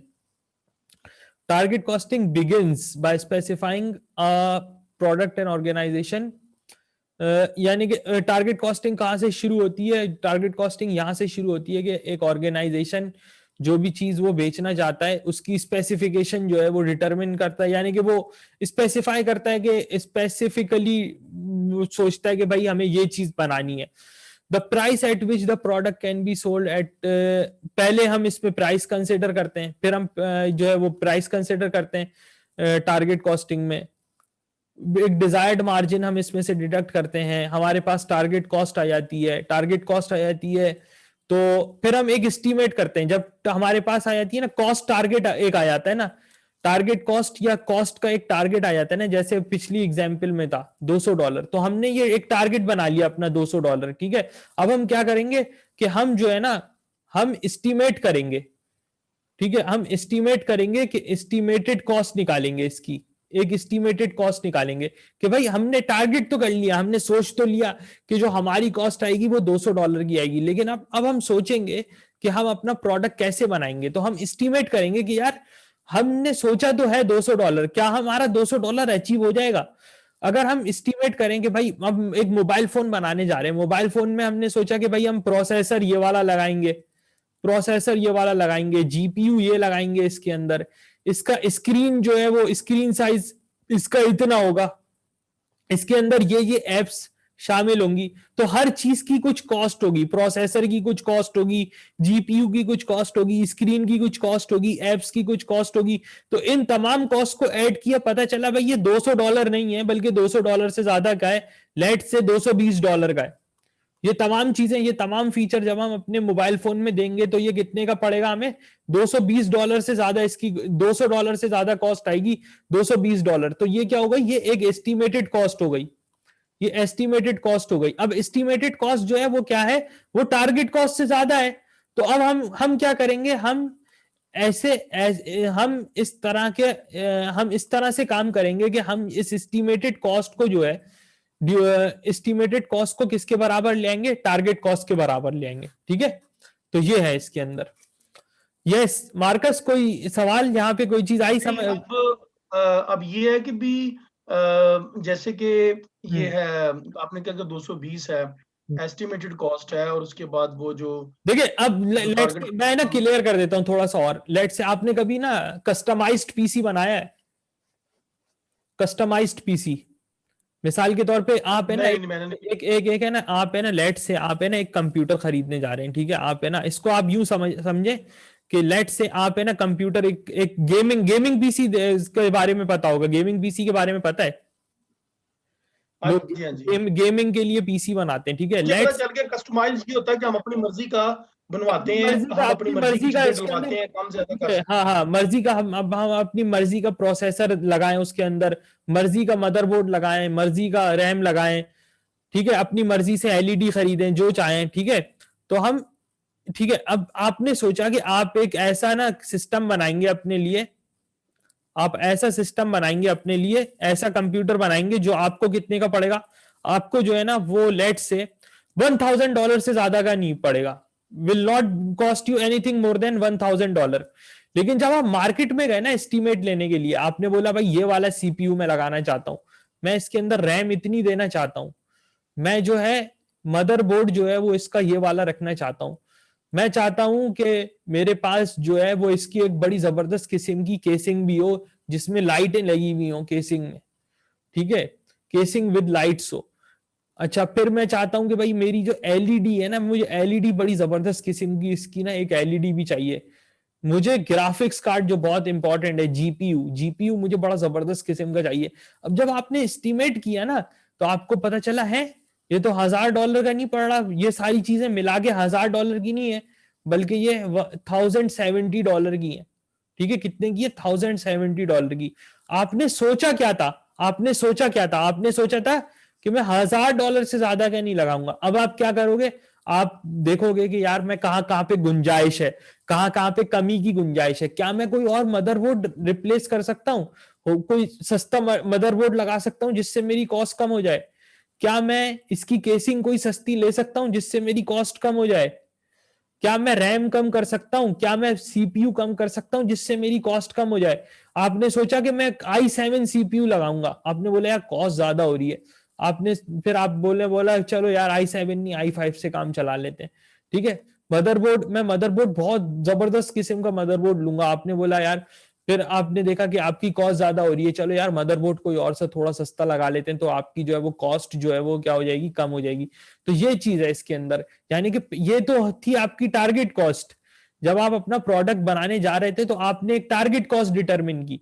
लेकिन जब आपने बनाना शुरू किया ना, बनाना शुरू किया, जब आप डिजाइन कर रहे थे प्रोडक्ट, आपको पता चला कि यार मेरी कॉस्ट जो है ना वो इतनी नहीं होगी, $1,000 नहीं होगी, इससे ज्यादा, इससे आगे बढ़ जाएगी, 1,070 हो जाएगी, ठीक है। अब आप then you will look for ways to reduce this cost, what you will do eventually, you will look for ways to reduce this estimated cost। अब आप जो है ना क्या करेंगे, अब आप ना रास्ते तलाश करेंगे कि किस तरह से कॉस्ट को कम करके $1,000 पे लाया जाए, ये होती है टारगेट कॉस्टिंग। ये आया समझ में, इसके अंदर कोई मसला? बिल्कुल सही है। क्या मैं कह सकता हूँ इन अदर वर्ड्स कि ये एक टारगेट कॉस्ट दूसरी बजटेड कॉस्ट है, क्या हमने पहले बजट किया हुआ है, फॉर एग्जांपल हमारा बजट है, क्या हम कहते हैं जी कि नहीं नहीं, देखें बजट जो है मेरा ना, बजट नहीं नहीं नहीं नहीं, बजटेड कॉस्ट, देखें बजटेड कॉस्ट यूं नहीं है, क्योंकि बजटेड कॉस्ट जो है ना, बजट क्या होता है आपका, बजट आप एक साल का बनाते हो, ठीक है, बजट आप क्या करते हो, बजट आप एक साल का बनाते हो, टारगेट कॉस्टिंग में ऐसा कुछ नहीं होता। टारगेट कॉस्टिंग जो है ना, टारगेट कॉस्टिंग स्पेसिफिक किसी प्रोडक्ट के लिए होती है, किसी सर्विस के लिए होती है, ठीक है। जबकि बजट जो है ना, बजट आप क्या करते हो, बजट आप नॉर्मली जो है ना एनुअली बनाते हैं, एनुअली बनाते हैं, 6 महीने का बनाते हैं, और बजट जो है ना वो ऑर्गेनाइजेशन वाइड होता है। टारगेट कॉस्टिंग जो है ना वो किसी एक स्पेसिफिक प्रोडक्ट के लिए होती है, किसी एक स्पेसिफिक सर्विस के लिए होती है टारगेट कॉस्टिंग, ठीक है। और टारगेट कॉस्टिंग जो है ना वो डिजाइन फेस पे, प्रोडक्ट के या सर्विस के डिजाइन फेस पे हम करते हैं टारगेट कॉस्टिंग। ऐसा नहीं है कि हम प्रोडक्शन फेस पे भी टारगेट कॉस्टिंग चल रही होती है, नहीं। टारगेट कॉस्टिंग कहाँ हो रही होती है, टारगेट कॉस्टिंग होती है डिजाइन फेज पे, हमेशा याद रखें। जहां आपने लाइफ साइकिल के बारे में पढ़ा होगा, या लाइफ साइकिल किसी प्रोडक्ट के लाइफ साइकिल के बारे में सुना होगा, हमेशा याद रखें टारगेट कॉस्टिंग वहां इस्तेमाल होती है जब हम किसी प्रोडक्ट को डिजाइन कर रहे होते हैं, डिजाइन फेज पे टारगेट कॉस्टिंग इस्तेमाल होती है, ठीक है। Budget, budget is something different. समझ में आई बात, ये क्लियर है? हाँ जी, बिल्कुल क्लियर है ये ठीक है। बात। Now moving forward, closing the cost gap where a gap exist. देखें, अब मैंने आपको कहा था कि आपकी जो टारगेट कॉस्ट है वो $1,000 है, ठीक है, ये आपकी टारगेट कॉस्ट है। लेकिन आपकी जो एस्टिमेटेड कॉस्ट थी, अभी जो मैंने एग्जांपल दिया, एस्टिमेटेड कॉस्ट कितनी आ रही थी, मैंने बोला कि एस्टिमेटेड कॉस्ट अगर आ जाती है 1070, तो ये जो डिफरेंस है 1,000 और 1070 का, यानी कि $70 का, ये कहलाएगा कॉस्ट गैप। ये जो डिफरेंस है ना 1,000 और 1,070 का, ये कहलाएगा कॉस्ट गैप। कॉस्ट गैप आया समझ में? इसके अंदर क्लियर होगी बात। हाँ हाँ सही है। ठीक है। तो कॉस्ट गैप क्या है कि भाई आपने आपकी जो टारगेट कॉस्ट थी, लेट से आपकी टारगेट कॉस्ट थी 1000, ठीक है, लेकिन आपकी जो एस्टिमेटेड कॉस्ट आ रही है वो आ रही है 1070।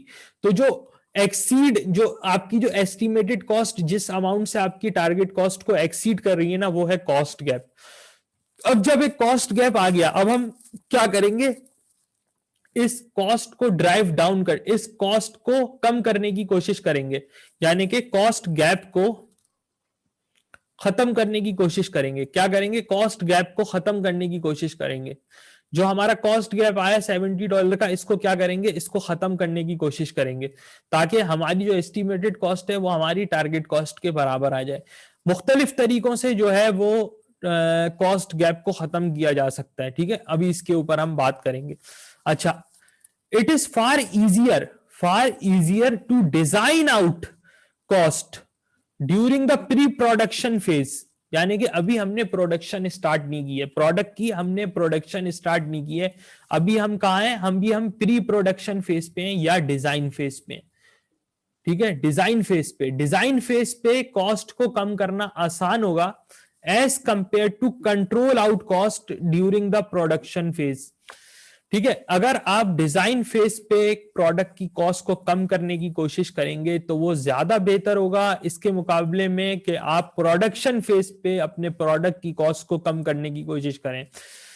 उसके बारे में अभी हम बात करेंगे, ये इसका बहुत इंपॉर्टेंट पॉइंट है। अच्छा, अब आप खुद सोचें, जैसे मैंने आपको कंप्यूटर की एग्जांपल दी थी ना, आप मुझे खुद बताएं कि किस तरीके से कॉस्ट गैप को कम किया जा सकता है। खुद सोच के बताएं, 2-3 पॉइंट ऐसे ही सोच के बताएं कि कॉस्ट गैप को किस तरह कम किया जा सकता है। यस। क्या इसमें हम क्वालिटी को कॉम्प्रोमाइज कर सकते हैं? नहीं, टारगेट कॉस्टिंग में हम जो है ना, नॉर्मली हम क्वालिटी को कॉम्प्रोमाइज ना नहीं करते।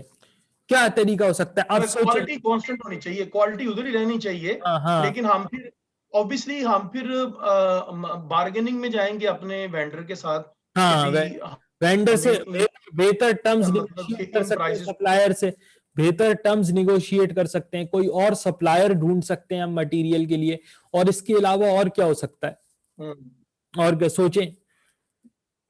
मतलब कि यही है कि आपने जैसे बोला मार्केट सर्वे है, लेकिन उसका भी देखना है कि जो मार्केट सर्वे की जो कॉस्ट है हम्म, वो इस टारगेट कॉस्ट से की गैप से ज्यादा ना हो, हमें उसके अंदर हो। या फिर आगे ये है कि भी हमने ये भी देखना है कि फॉर एग्जांपल जैसे हमने कहा है कि हमने ईजीयू चाहिए, रैम चाहिए, मैंने देखनी अपनी एडजस्टेबिलिटी कि क्या अगर मैं रैम को थोड़ा सा कम कर दूं तो क्या हम्म, उसमें मैं काम कर सकता हूँ कि नहीं।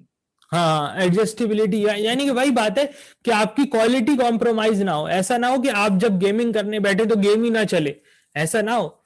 हाँ, गेम अच्छा चले, स्मूथ चले, लेकिन जहां आपने सोचा था भाई 16 GB रैम लगाऊंगा, 32 GB रैम लगाऊंगा, आप उसको कम करके जो है ड्राइव डाउन करके 12 GB तक ले आए, तो गेम तो चलेगा, गेम तो वैसे भी अच्छा चलेगा, उसके ऊपर भी अच्छा चलेगा, लेकिन उससे थोड़ी सी आपकी कॉस्ट क्या होगी, रिड्यूस हो जाएगी, ठीक है। तो this can be said to be reducing the cost without compromising the quality, ठीक है। ये आया समझ में, इसके अंदर कोई मसला, कोई बात। और देखें और क्या क्या कॉस्ट होती है मटेरियल के नहीं अलावा। मुझे अभी तक यस, जी जी जी सर, जी मतलब मार्कस। कि यही है कि मतलब कि हाँ जी हाँ जी मैं सुन रहा हूँ, आपको मेरी आवाज आ रही है अभी? बिल्कुल बिल्कुल, आप बोले बोले। हेलो। जी जी, आवाज आ रही है मुझे आपकी। अच्छा, मैं यही कह रहा था कि हमें, हाँ हाँ जी, कॉस्ट के यही 3 हेड होते हैं। एक तो मटेरियल है, दूसरा लेबर है, तीसरा एफओएच है, हाँ फैक्ट्री ओवरहेड्स हैं। हाँ, ओवरहेड्स है, तो सही। क्या इसमें जब हम टारगेट कॉस्टिंग में फैक्ट्री ओवरहेड्स को कंसीडर करते हैं या नहीं? हाँ, ओवरहेड्स भी आप कम कर सकते हैं, बिल्कुल कम कर सकते हैं आप ओवरहेड, ओवरहेड कम कर सकते हैं, बिल्कुल कर सकते हैं आप। देखिए, अब आप मिसाल नहीं के नहीं तौर नहीं, पे। हाँ टारगेट कॉस्टिंग में हाँ हाँ हम इंक्लूड करते हैं एफओएच को कि नहीं? हाँ, ओवरहेड्स भी इंक्लूडेड होते हैं, जाहिर सी बात है, हम पूरी कॉस्ट को कंसिडर करते हैं ना, प्रोडक्ट की पूरी कॉस्ट को कंसिडर कर रहे हैं हम, पूरी कॉस्ट को, जो भी प्रोडक्ट से हम्म। एसोसिएटेड जो भी कॉस्ट है ना, उसको हम कंसिडर कर रहे हैं, ठीक है, जो भी एसोसिएटेड कॉस्ट है ना हाँ जी। प्रोडक्ट से, उसको हम कंसिडर कर रहे हैं, ठीक है। अच्छा, नॉर्मली जो बात होगी ना, जो नॉर्मली आपको पॉइंट्स मिलेंगे लेकिन टारगेट कॉस्टिंग के बारे में, वो मटेरियल या लेबर पे होंगे नॉर्मली। है, हाँ ओवरहेड्स जी, को हम कंसिडर करते हैं, लेकिन ज्यादातर जो सवालात आप देखेंगे ना टारगेट कॉस्टिंग के, उसमें क्या होगा, उसमें मटेरियल होगा और लेबर होगा। ओवरहेड, क्योंकि उसकी वजह ये कि ओवरहेड की कॉस्ट को रिड्यूस करना ना थोड़ा मुश्किल है एज कंपेयर टू मटेरियल और लेबर। मटेरियल और लेबर की कॉस्ट को तो आप फिर भी कम कर सकते हैं, लेकिन आप जो है ना ओवरहेड की कॉस्ट को थोड़ा सा हिलाना आपके लिए मुश्किल होगा। मिसाल के तौर पे, अब इसकी मिसाल आप यूं ले सकते हैं कि एक जगह पे फैक्ट्री है, एक फैक्ट्री है, वहां पे आप अपना कोई प्रोडक्ट बना रहे हैं, ठीक है, प्रोडक्ट बना रहे हैं, तो रेंट रेंट एक फिक्स ओवरहेड है, फैक्ट्री का एक फिक्स्ड ओवरहेड है रेंट, ठीक है, रेंट एक फिक्स ओवरहेड है। अब अगर आपको रेंट कम करना है, फैक्ट्री का रेंट कम करना है, तो उसका क्या तरीका हो सकता है, सोचें। यस। फैक्ट्री का रेंट यही है कि या तो हमें अपनी देखनी है कि हमारी जो कैपेसिटी यूज में कितनी आ रही है। अगर नहीं, अगर कैपेसिटी फॉर एग्जांपल ठीक मेरे है, पास अगर 10 रेंट कमरों का एक फैक्ट्री है। रेंट फैक्ट्री आपने ले ली, हाँ जी, आपने जगह ली हुई है, लेट से आपने जगह ली हुई है फैक्ट्री के लिए, उसका ना आप एक रेंट पे करते हैं, फिक्स अमाउंट पे करते हैं, मंथली मंथली पे करते हैं। तो आप क्या समझते हैं, इसको आसानी से कम किया जा सकता है? नहीं नहीं, वी कैन नॉट हाँ, रिड्यूस इट ठीक है, तो वेरी ये इस इजीली तरह का, बिकॉज ये एक ऐसा नॉर्मली जो ऐसा इसमें की ओवरहेड है, कॉस्ट होती है। Which is not very easy to reduce. हम इसको आसानी से कम नहीं कर सकते हैं, हाँ, लेकिन आप अपने हाँ जी, प्रोडक्ट में आप अपने प्रोडक्ट में कोई कंपोनेंट इस्तेमाल कर रहे हैं, आप अपने प्रोडक्ट में कोई कंपोनेंट इस्तेमाल कर रहे हैं, क्या आप इसकी कॉस्ट को आसानी से रिड्यूस कर सकते हैं? जो प्रोडक्ट में कंपोनेंट है, यस, हाँ, उसको उसको किया जा सकता है बिकॉज तो हाँ, ये जो है ना, हाँ, जैसे कि हमने कंपोनेंट वेरिएबल कॉस्ट, ये वेरिएबल कॉस्ट में आता है, लेकिन ज्यादातर जो एफओएच है वो these are composed of the fixed cost. हाँ, फिक्स्ड फिक्स, कॉस्ट में आता है, जैसे कि ये हाँ, मंथली रेंट है, ये पीरियोडिक हाँ, कॉस्ट है। और हाँ, पीरियोडिक कॉस्ट जो सी होती है ना, उसको रिड्यूस पर यूनिट नहीं किया जा सकता, मतलब तो इट्स पर यूनिट डिफिकल्ट। इतनी आसानी से नहीं किया जा सकता, मुश्किल है, मुश्किल है। अब अगर आपको रेंट कम करना है, या तो आप अपनी पूरी की पूरी प्रोडक्शन शिफ्ट करें कहीं और, जो इतना आसान नहीं होगा, ठीक है, पूरी की पूरी फैक्ट्री को एक जगह से उठा के दूसरी जगह पे शिफ्ट करना इतना आसान काम नहीं होगा, सही है। या तो ये है कि फिर आप अपने जो लैंडलॉर्ड है उससे आप कोई ऐसा एग्रीमेंट करेंगे, भाई आप 4 साल तक रेंट नहीं बढ़ाएंगे, 5 साल तक रेंट नहीं बढ़ाएंगे, ये भी इतना आसान काम नहीं होगा, ठीक है। अच्छा, कंपोनेंट है, हाँ, कंपोनेंट की कॉस्ट को आप कम कर सकते हैं। मिसाल के तौर पे वही वाली बात है कि आप पहले कोई कंपोनेंट इस्तेमाल कर रहे थे, उसकी जगह आप कोई और कंपोनेंट इस्तेमाल करना शुरू कर दें।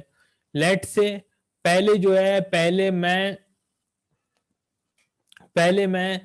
पहले मैं जो है वो एनवीडिया का ग्राफिक्स कार्ड लगा रहा था अपने कंप्यूटर में, एनवीडिया का ग्राफिक्स कार्ड लगा रहा था, एनवीडिया का जीपीयू इस्तेमाल कर रहा था। मैं कॉस्ट कम करने के लिए एएमडी के जीपीयूज इस्तेमाल करना शुरू कर दूं, एएमडी के जीपीयूज, ठीक है। तो मैं क्या करूं, मैं एएमडी के जीपीयूज इस्तेमाल करना शुरू कर दूं, इससे मेरी कॉस्ट क्या हो जाएगी, मेरी कॉस्ट जो है वो रिड्यूस हो जाएगी, reduced cost, it will lead to reduced cost, ठीक है। तो इस तरह मैं आसानी से कम कर सकता हूं।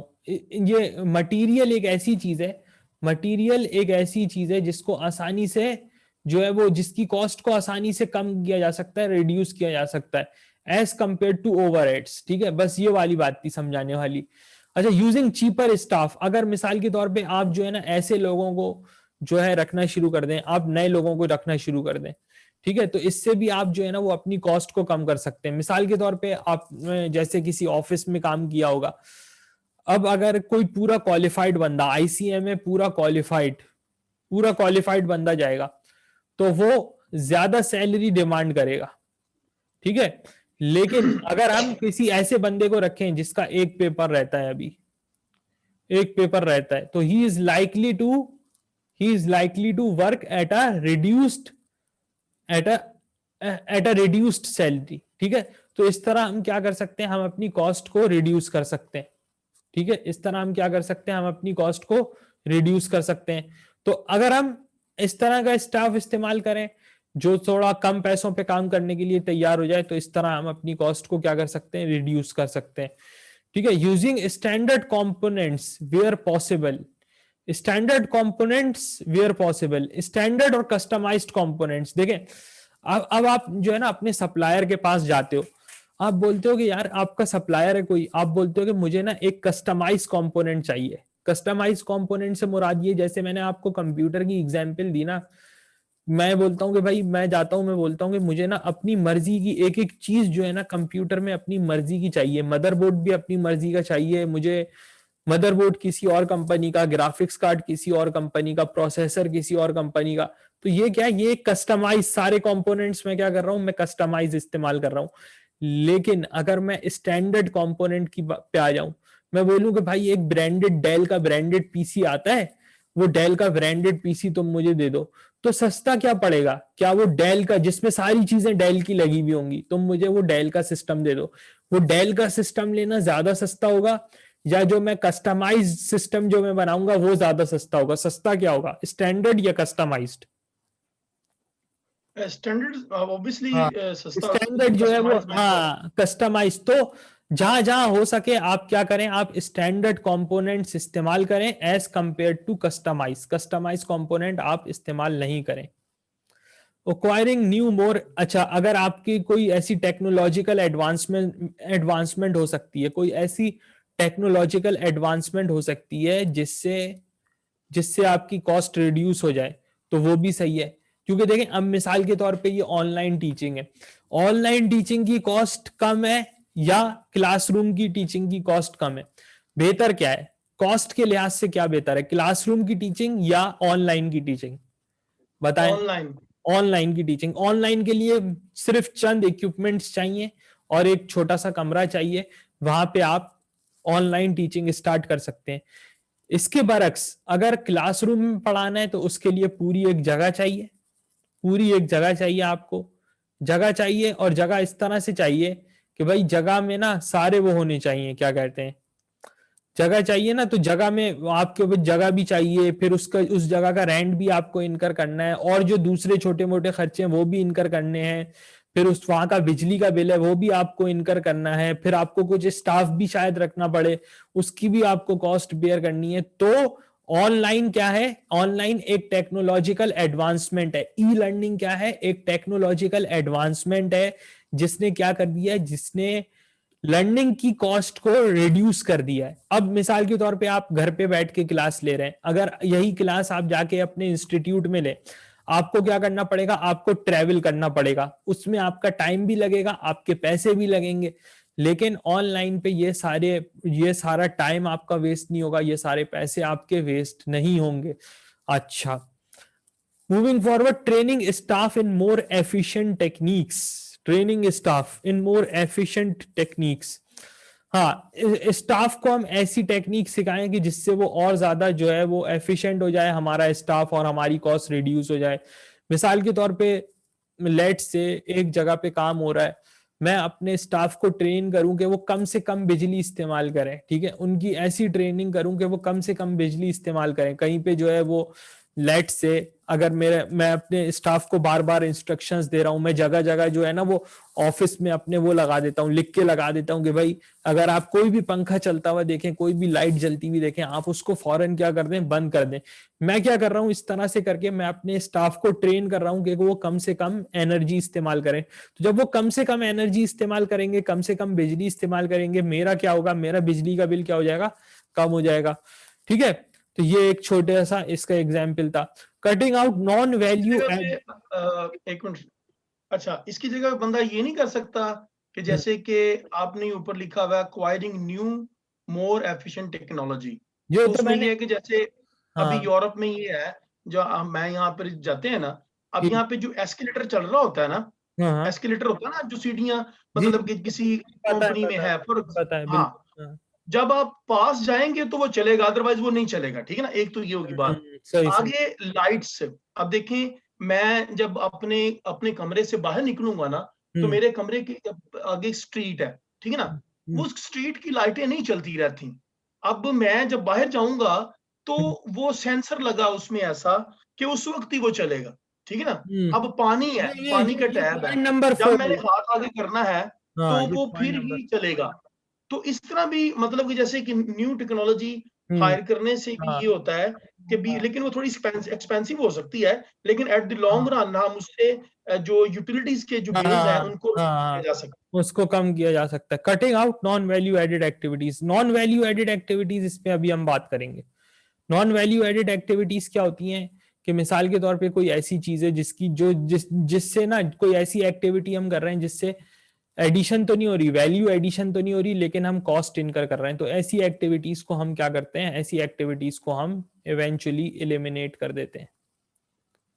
ऐसी एक्टिविटीज को हम क्या करते हैं, ऐसी एक्टिविटीज को हम एलिमिनेट कर देते हैं। ठीक है, switching to alternate supplier for less, हाँ ये तो बात हो गई कि एक सप्लायर आपको महंगा बेच रहा है तो आप स्विच करके दूसरे सप्लायर के पास चले जाओ।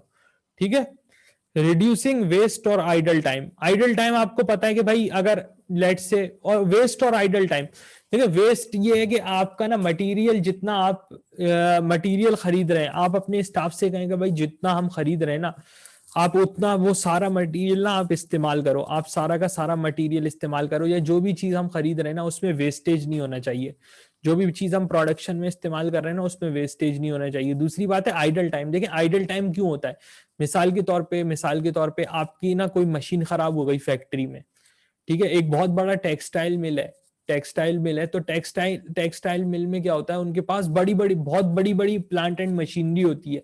अब अगर उसमें से कोई मशीनरी खराब हो जाएगी तो क्या होगा, पूरी की पूरी फैक्ट्री बंद हो जाएगी, वो वर्कर बैठे रहेंगे। तो अगर इस तरह के मामला होंगे ना तो उससे क्या होगा, आइडल टाइम होगा। आइडल टाइम यानी कि वर्कर तो बैठे रहेंगे फैक्ट्री में, worker will remain idle, workers बैठे रहेंगे, workers will remain idle till the machine is repaired to rework.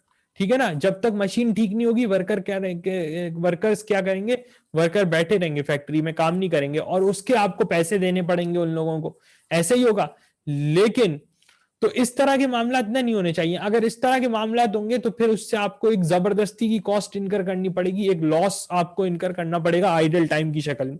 ठीक है, तो आपको कोशिश करनी है कि आपको इस तरह की जो है ना चीजें अपनी प्रोडक्शन फैसिलिटी में या अपनी प्रोडक्शन में इन सब चीजों को, आपको इस तरह की चीजों को अवॉइड करना है। मूविंग फॉरवर्ड, ये यहां तक आया समझ में, कोई सवाल मार्कस आपका? मैं बहुत जबरदस्त, सारा कुछ अभी तक मेरा क्लियर है। अच्छा, वैल्यू एनालिसिस देखें, वैल्यू एनालिसिस की या वैल्यू इंजीनियरिंग की जब हम बात करते हैं ना, तो वैल्यू एनालिसिस से मुराद है कि लेट से, एक मैं एग्जांपल से इसको एक्सप्लेन करता हूं। एक कंपनी है और कंपनी ने सोचा कि भाई हम एक टैबलेट पीसी बनाएंगे। लेट से कंपनी ने सोचा है दैट वी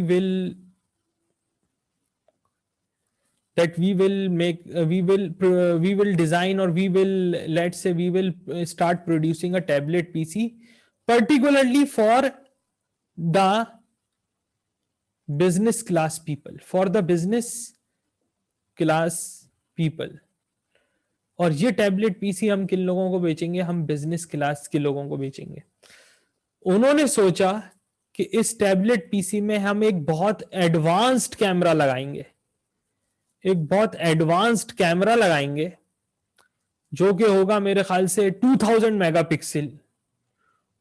मेगापिक्सल का बहुत ही एडवांस कैमरा हम इसके अंदर देंगे।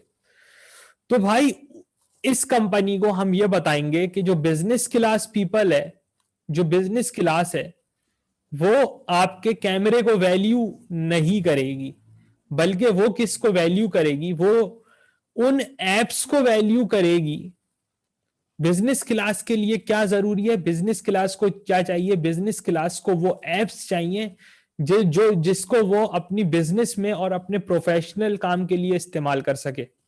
ठीक है, मिसाल के तौर पे मैं एक छोटा सा अपना ये ऑनलाइन टीचिंग का बिजनेस चलाता हूं, तो आजकल मुझे जरूरत पड़ रही है, वो जो मैं फेसबुक पे फ्लायर्स वगैरह जो पोस्ट करता हूँ ना, पोस्टर्स, उसके लिए मुझे एप्स की जरूरत पड़ती है। तो अगर वो इस तरह की एप्स मुझे मिल जाए तो मुझे कितना फायदा है। मैं यहाँ पे आपको पावर पॉइंट पे ये पढ़ा रहा हूं, अगर मुझे पावर पॉइंट से कोई बेहतर चीज मिल जाए तो मुझे कितना फायदा है कि नहीं है। तो मुझे किस चीज की जरूरत है, मुझे एप्स की जरूरत है, मुझे ऐसे सॉफ्टवेयर्स की जरूरत है जिसके जरिए मैं अपनी सर्विस बेहतर से बेहतर तरीके से अपने कस्टमर्स तक पहुंचा सकूं। तो हम इस कंपनी को बताएंगे भाई आपको कैमरा लगाने की, एक एडवांस कैमरा लगाने की जरूरत नहीं है, आपको जो जरूरत है वो किसकी है, आपको ऐसी एप्स देने की जरूरत है अपने टैबलेट पीसी में जो बिजनेस क्लास के लोगों के लिए कारामद हो। ठीक है, तो अब जब ये बात इस कंपनी को समझ में आ जाएगी ना, तो कंपनी क्या करेगी, कंपनी बोलेगी ओ ये कैमरा हम नहीं लगाएंगे, हम इतना एडवांस कैमरा नहीं लगाएंगे, बल्कि हम 2000 मेगापिक्सल नहीं, बल्कि हम 5 मेगापिक्सल के कैमरे से काम चलाएंगे। तो इससे क्या होगा, इससे इनकी कॉस्ट रिड्यूस हो जाएगी, इनके पैसे जो है ना वो इनकी कॉस्ट रिड्यूस हो जाएगी। अब जो पैसे यहां से बचेंगे ना 2000 मेगापिक्सल के कैमरे से, वो पैसे ये इस्तेमाल करेंगे अच्छी अच्छी एप्स डेवलप करने के लिए, नई नई बिजनेस क्लास के लिए नई नई एप्स डेवलप करने के लिए वो ये पैसे इस्तेमाल करेंगे। ठीक है, तो इससे क्या होगा कि एक तो इनकी कॉस्ट रिड्यूस हो रही है, दूसरी तरफ इनका जो प्रोडक्ट है वो ज्यादा बेहतर, ज्यादा करामत साबित होगा बिजनेस क्लास के लोगों के लिए। यानी कि जो इनकी जो टारगेटेड जो ऑडियंस है या जो टारगेटेड कस्टमर नीश है इनकी, उसके लिए इनका प्रोडक्ट जो है वो बेहतर हो जाएगा। तो जहां तक कहने का मकसद ये कि ये जो एडवांस कैमरा था ये क्या था, ये एक नॉन वैल्यू एडिंग फीचर था, ये एक नॉन वैल्यू एडिंग फीचर था जिसको हमने क्या किया, हमने प्रोडक्ट में से रिमूव कर दिया, नॉन वैल्यू एडिंग फीचर को प्रोडक्ट में से रिमूव कर दिया। And at the same time हमने नई एप्स इस टैबलेट पीसी में दे दी, और ये एप्स जो हैं ये ज्यादा value, they will provide more value addition to the end customer as compare to these non value adding features. तो वैल्यू एनालिसिस इसी एक्सरसाइज का नाम है। ठीक है, वैल्यू एनालिसिस क्या है, वैल्यू एनालिसिस इसी एक्सरसाइज का नाम है। ये आया समझ में आपको वैल्यू एनालिसिस? तो वैल्यू एनालिसिस में हम क्या क्या करते हैं कि हम नॉन वैल्यू एडिंग एक्टिविटीज को रिमूव करते हैं, उसकी जगह वैल्यू एडिशन करते हैं। वैल्यू एडिंग हम देखते हैं कि कहां कहां हम वैल्यू एडिशन कर सकते हैं। आया समझ में? इसके अंदर कोई मसला, कोई चीज नहीं आई हो समझ में? यस, बिल्कुल सही आपकी आवाज नहीं आ रही है मार्कस, थोड़ा सा। है, क्लियर है ये वाला कि भी हाँ ठीक है, ठीक है। अच्छा अब जो है ना देखें, वैल्यू एनालिसिस, मतलब क्लियर है अभी। अच्छा ठीक है, value analysis is not just limited to services और प्रोडक्ट्स, सिर्फ सर्विसेज या प्रोडक्ट्स तक लिमिटेड नहीं होता, बल्कि value analysis can also be applied to an organisation as a whole. मिसाल के तौर पे एक कंपनी है, कंपनी में मुख्तलिफ डिपार्टमेंट्स हैं।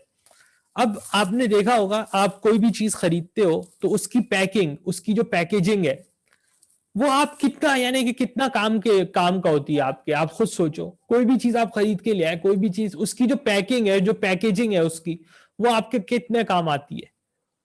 आप फर्ज करो कोई कोई भी चीज आप खरीद के ले आए, आप उसको 2 साल इस्तेमाल करोगे, 3 साल इस्तेमाल करोगे, उसकी पैकिंग जो है, पैकिंग कितना कितना काम आएगी आपके? यस, पैकिंग वेरी करती है कि प्रोडक्ट के लिहाज से। अगर फॉर एग्जांपल नहीं, उसमें आप एंड अगर मिल्क कस्टमर है, आप खरीदा है एंड तो कस्टमर है डब्बा आप। यूजलेस। हाँ, तो वो क्या है, डिब्बा डिब्बा क्या है, यानी कि नॉर्मली जो है पैकिंग क्या होती है। मिसाल के तौर पे आप कोई टीवी खरीद के ले आए, उसका डब्बा आपके 3 साल, उसका डब्बे को क्या करोगे 3 साल तक? खुद सोचो, उसके डब्बे। यही है कि अगर मैं वही बता रहा हूँ कि अगर अगर बात ये होती है कि अगर मैंने रीसेल करना है तो फिर तो वो अगर सारे उसके जो डब्बा है, उसकी वारंटी सारी चीजें पड़ी हों, तो जब हाँ, रीसेलिंग के पॉइंट ऑफ व्यू से वो डब्बे की कीमत है, लेकिन उसकी स्टोरेज भी है फिर कि मैं स्टोर कहाँ पे करूंगा, ठीक है ना? तो ये है बात। अदरवाइज अगर अगर मैं उसको लॉन्ग टर्म पे ले रहा हूँ और मेरे हिसाब से फिर तो कोई नहीं है उसकी, वो हाँ तो ठीक है ना। मेरे लिए एज अ एंड कस्टमर ये वैल्यू मेरे लिए नहीं है उसकी, ठीक है ना? हाँ ठीक है। लेकिन हाँ, कंपनी के लिहाज से ऑब्वियसली वो वैल्यू एडेड है, क्योंकि वो उसके बगैर कैसे लेंगे। अच्छा, मैं खाली कस्टमर के पर्सपेक्टिव से बात कर लें।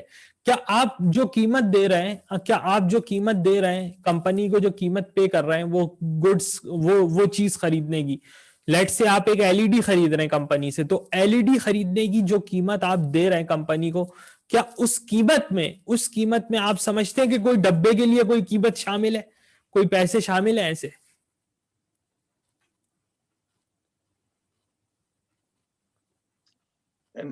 ऑब्वियसली मैं एक आम तौर मैं पे तो बात अगर करें, एक आम तौर पे बात करें। इंटेलिजेंट कस्टमर हूँ तो मैं तो लूँगा। क्या, नहीं आप क्या समझ, नहीं, मैं लूँगा उसको भी कॉस्ट बीच में। मैं वो जो मेरे सामने जो कॉस्ट आएगी ना, जो मेरे सामने फाइनल कॉस्ट आ रही है ना, ठीक मेरे है, लिए उसमें सारा कुछ ही है। मतलब कि मैं उसको नहीं लूँगा कि नहीं भई मैं उसको कहूँ कि मुझे डब्बे से निकाल कर दे दो। एक उन्होंने कंपनी ने जो एक ब प्राइस दी है मुझे, मेरे उस मेरे प्राइस में उस मेरा डब्बे की कहने का मतलब है, ऑटोमैटिकली कॉस्ट भी है, मतलब उसमें मतलब सारी एक्सेसरीज़ मेरे की मेरे कॉस्ट है। कहने का मतलब ये है कि आपको मैं दो मोबाइल सेल कर रहा हूँ, दो मोबाइल सेल कर रहा हूँ। एक के जो फीचर्स हैं, एक के फीचर ज्यादा अच्छे हैं, दूसरे के फीचर्स इतने अच्छे नहीं है। लेकिन जिसके फीचर्स अच्छे नहीं है ना, उसका डब्बा बहुत अच्छा है, तो आप कौन सा खरीदोगे? मैं ऑब्वियसली जिसके फीचर अच्छे हैं वो खरीदूँगा मैं। तो डब्बे को इसका मैं इसका नेग्लिजिबल इसका है मेरे इसका लिए यहाँ इसका पर मतलब अभी। है, इसका मतलब है कि आपकी नजर में डब्बे की वैल्यू है, पैकिंग की वैल्यू है, पैकेजिंग की वैल्यू है। मैं इसलिए मेरी नज़र में नहीं नहीं नहीं, इस कस्टमर की एतबार नज़र से, में इस एतबार से आप मुझे बताएं कि क्या इस एतबार से कस्टमर की नजर में पैकिंग की कोई वैल्यू है? अब मैंने आपको बोला कि भाई मैं दो दो मोबाइल आपको बेचूंगा, एक के फीचर्स बड़े अच्छे हैं, एक के फीचर्स इतने अच्छे नहीं है, पैसे आप दोनों के बराबर दे रहे हो, लेकिन जिसके फीचर्स अच्छे नहीं है उसका डब्बा बहुत अच्छा है। तो क्या आप ऐसा मोबाइल खरीदना पसंद करोगे जिसका डब्बा बहुत अच्छा हो लेकिन फीचर्स इतने अच्छे ना हो? नहीं वो तो नहीं मैं खरीदूँगा, मैं हाँ जो वही खरीदूँगा हाँ हाँ। जिसके तो फीचर्स इसका मतलब है कि जो पैकिंग है ना, पैकिंग पैकिंग एक वैल्यू एडिंग एक्टिविटी नहीं है कस्टमर के लिए। कस्टमर जो पैसे दे रहा है वो किसके दे रहा है? वो तो कोई और भी मोबाइल के। दूसरी, वो जो दे रहा है ना वो उस चीज के दे रहा है, उस चीज की जो फीचर्स है ना, जो चीज जो बनाई है कंपनी ने, उस चीज के पैसे दे रहा है। ठीक है, उस चीज के पैसे दे रहा है वो पैकिंग के पैसे जो है वो पैकिंग के पैसे नहीं दे रहा। अब अगर देखें, मैं फेसबुक पे मैंने इस कोर्स के लिए अपना पोस्टर लगाया, फ्लायर। ठीक है, आप बोलेंगे यार दो टीचर हैं, दो टीचर हैं, एक टीचर बहुत अच्छे हैं लेकिन दूसरे जो है ना वो इतने अच्छे नहीं है। जो टीचर अच्छे नहीं है ना, उन्होंने अपना फ्लायर बहुत अच्छा बनाया है, तो आप किसके हुँ। पास जाएंगे? अच्छे टीचर के पास या उनके पास जिनका फ्लायर बहुत अच्छा है, जिनका फेसबुक का पोस्टर बहुत अच्छा है? ऑब्वियसली मैं तो उसकी तरफ ही जाऊँगा जो बंदा सही पढ़ाता है जैसे जो सही पढ़ा रहा है, जो अच्छा पढ़ा रहा है, ठीक है। तो वैल्यू एडिंग, ये सारी चीजें, इस तरह की चीजें जो है ना, उन वो क्या है, वो वैल्यू एडिंग नहीं होती। जैसे पैकेजिंग की एग्जांपल दी, packaging is not a value adding activity for the company. Normally packaging is not considered as a very value adding activity. ठीक है, तो अगर कोई कंपनी में ऐसा डिपार्टमेंट है, कंपनी में पैकेजिंग का डिपार्टमेंट है, पैकेजिंग पैकेजिंग का, कंपनी में पैकेजिंग का एक डिपार्टमेंट है, ठीक है। तो कंपनी क्या कर सकती है, इस पैकिंग की डिपार्टमेंट को, इस पैकेजिंग डिपार्टमेंट की पूरी कॉस्ट इनकर करने के बजाय इस डिपार्टमेंट को आउटसोर्स कर सकती है टू रिड्यूस कॉस्ट। ठीक है, ये भी क्या है, ये वैल्यू एनालिसिस है। ठीक है, ऐसी एक्टिविटी कंपनी परफॉर्म कर रही थी, एक ऐसी एक्टिविटी कंपनी परफॉर्म कर रही है जिसकी इतनी वैल्यू नहीं है, जिसकी इतनी वैल्यू नहीं है, पैकिंग डिपार्टमेंट की इतनी वैल्यू नहीं है, पैकिंग डिपार्टमेंट की इतनी वैल्यू नहीं है, तो कंपनी ने क्या किया, पैकिंग के फंक्शन को आउटसोर्स कर दिया एट अ रिड्यूस्ड कॉस्ट। तो ऐसा करने से क्या हो गया, कंपनी की कॉस्ट भी रिड्यूस हो गई और कोई वैल्यू वैल्यू लॉस भी नहीं हुआ। यानी कि वो प्रोडक्ट की जो वैल्यू है वो अपनी जगह रही, जो चीजें कंपनी बना रही थी असल चीज वो अपनी जगह ही रही। सिर्फ अपनी कॉस्ट को कम करने के लिए कंपनी ने एक नॉन वैल्यू एडिंग एक्टिविटी को क्या कर दिया, आउटसोर्स कर दिया। समझ में आई मेरी बात? एग्ज़ैक्टली। आया समझ में? इसके अंदर कोई मसला, कोई चीज नहीं आई हो तो आप, क्लियर हो गया लेकिन मेरा अभी थोड़ा-सा ना इस लिहाज से कॉन्सेप्ट नहीं क्लियर हुआ कि कंपनी के जो पॉइंट ऑफ व्यू से ये जो पैकेजिंग है, ये नहीं वैल्यू देखें, एडेड क्यों नहीं है? वैल्यू एनालिसिस में ना, ठीक है? वैल्यू एनालिसिस में देखें, वैल्यू एनालिसिस में या टारगेट कॉस्टिंग में, जब भी हम वैल्यू एडिशन की बात कर रहे होते हैं ना, तो नॉर्मली हम क्या करते हैं, हम कस्टमर के पर्सपेक्टिव से देखते हैं। ठीक है, वैल्यू एडिशन का मतलब है कि हम कस्टमर के लिए कितनी वैल्यू क्रिएट कर रहे हैं। तो फिर मैं इसको क्या कह सकता हूँ कि जो टारगेट कॉस्टिंग में जब हम वैल्यू एनालिसिस करते हैं तो उसमें डायरेक्ट कॉस्ट को ज़्यादा देखा जाता है इंस्टेड ऑफ इनडायरेक्ट कॉस्ट। अब ये ना पैकेजिंग वगैरह ये सारी इनडायरेक्ट कॉस्ट है और ये ज़्यादातर एफओएच का हिस्सा होती हैं। पैकेजिंग डायरेक्ट मटेरियल में आप नहीं समझते, डायरेक्ट मटेरियल में या डायरेक्ट एक्सपेंस पे आ जाएगी? मेरे हिसाब से तो मैं तो अपने एनालिसिस से बताऊं तो हाँ ये नहीं आएगी, क्योंकि ये ज्यादातर बहुत ही निग्लिजिबल कॉस्ट होती है, बहुत छोटी हाँ होती है हाँ एज हाँ। Compare to direct material cost जो है ना, जो प्रोडक्ट के ऊपर डायरेक्टली जो लग रही है ना, उसके हम्म, लिहाज से ये कॉस्ट बहुत कम है। फॉर एग्जांपल अगर मैं पेपर में रैप करके दे रहा हूँ कुछ चीज, फॉर एग्जांपल, तो सही। पेपर तो मैं तो हाँ हाँ, सही एक सही यूरो कह रहे हैं लगा आप। रहा हूँ हाँ ये भी और सही मैंने है। 1 यूरो लगाया है और मुझे 1000 पैकेजेस मिल गए हैं। हाउ मे आई हाँ certain the cost for one? हाँ, तो आई नीड ये इनडायरेक्ट कॉस्ट भी हो सकती है, इनडायरेक्ट कॉस्ट भी हो सकती है, पैकिंग की कॉस्ट जो है वो इनडायरेक्ट। अच्छा, यहाँ पे जो है ना टारगेट कॉस्ट में ना डायरेक्ट और इनडायरेक्ट कॉस्ट का ना इतना वो नहीं है, यानी कि इतनी इसके अंदर ना रेलेवेंस नहीं है। ये वैल्यू एनालिसिस में, टारगेट कॉस्टिंग में इतना ज्यादा हम नहीं देखेंगे। हम क्या करेंगे, हमें जो असल बात जो हमें देखनी है ना, हमें ये देखना है कि हम कोई एक्टिविटी परफॉर्म कर रहे हैं या हमारा कोई डिपार्टमेंट है, कोई प्रोडक्ट है, क्या वो कस्टमर के लिए वैल्यू ऐड कर रहा है, इस तक लिमिटेड है ये टॉपिक। ठीक है, क्या वो चीज जो है वो कस्टमर के लिए वैल्यू ऐड कर रही है, इस तक लिमिटेड है। ठीक है, अब अगर आप अच्छा मैं बहुत ज्यादा डेप्थ में जाओगे ना कि भाई डायरेक्ट कॉस्ट, इनडायरेक्ट कॉस्ट, तो वो जो है ना वो फिर वो मेरा मेरा ख्याल है कि इतना डेप्थ में जो है ना, मैंने इस टॉपिक को इतना डेप्थ में मैंने कहीं पे भी नहीं देखा अभी तक। हाँ, अगर मैं देखूंगा तो मैं आपको इंशाल्लाह जरूर बताऊंगा, ठीक है। लेकिन नहीं वैल्यू नहीं नहीं एनालिसिस। असल में हमारी हो रही थी ना, हाँ गुफ्तगू हो रही थी, इसलिए हम हाँ इसका कर रहे थे। मैंने हाँ, डायरेक्ट इसलिए बोला, ठीक है डायरेक्ट इनडायरेक्ट का ना। मैंने वैल्यू इसलिए एनालिसिस बोला में है ना, क्योंकि वैल्यू एनालिसिस में या टारगेट कॉस्टिंग में आप एक चीज ये नोट करें कि आप देखें कि क्या आप अपने कस्टमर के लिए, क्या आप अपने कस्टमर के लिए जो है वो वैल्यू क्रिएट कर रहे हैं। आप कोई भी काम कर रहे हैं तो क्या आप उससे कस्टमर के लिए वैल्यू क्रिएट कर रहे हैं? अगर आप कस्टमर के लिए वैल्यू क्रिएट कर रहे हैं देन दैट्स फाइन। लेकिन कोई ऐसा काम कर रहे हैं जिससे कस्टमर के लिए आप वैल्यू क्रिएट नहीं कर रहे, तो फिर उस एक्टिविटी को, उस चीज को आपको क्या करना चाहिए, आपको एलिमिनेट कर देना चाहिए। ठीक है, अपने ऑर्गेनाइजेशन में से, अपनी एक्टिविटीज में से उसको। मुझे क्लियर होगी बात, मतलब कि हाँ एग्जामिनेशन पॉइंट ऑफ व्यू ठीक से, है। हाँ एग्जामिनेशन पॉइंट ऑफ व्यू से हाँ ये बिल्कुल सही है। अब ठीक मतलब कि फॉर एग्जांपल जैसे हम है। एक सर्विसेज की एग्जांपल ले लेते हैं कि ये देखें, ये बाज़ औक़ात इसमें होता है कि पॉइंट कोई जो लिखा सर्विसेज हुआ है देते हैं, एलिमिनेटिंग, देखें ये वाला पॉइंट पढ़ें, ये वाला पॉइंट पढ़ें, आपको बात आएगी समझ में। Unnecessary functions that increase the productions cost and for which customers are not prepared to pay extra. सही है। ये ये बिल्कुल ये सही है। ये एक पॉइंट है इसके अंदर, मेन पॉइंट है समझने वाला ये इसके अंदर। ठीक है। अच्छा, तो और दूसरा पॉइंट, ये वाला पॉइंट भी पढ़ें, ये जो इससे पहले वाला है। Identifying improved product designs that reduce the product's cost without sacrificing functionality। ये आया समझ में? हाँ क्लियर है, मतलब कि ये तो हमने सारा हाँ, अभी कर लिया यानी कि है। प्रोडक्ट के जब हम डिजाइन को, हम प्रोडक्ट जो हमने डिजाइन किया है उसमें हम इस तरह से इम्प्रूवमेंट लाएं कि उस प्रोडक्ट की कॉस्ट भी रिड्यूस हो जाए, लेकिन उसकी जो फंक्शनैलिटी है उसमें कोई कमी ना आए, वो उसी तरह से चलता रहे जैसे वो पहले चल रहा था।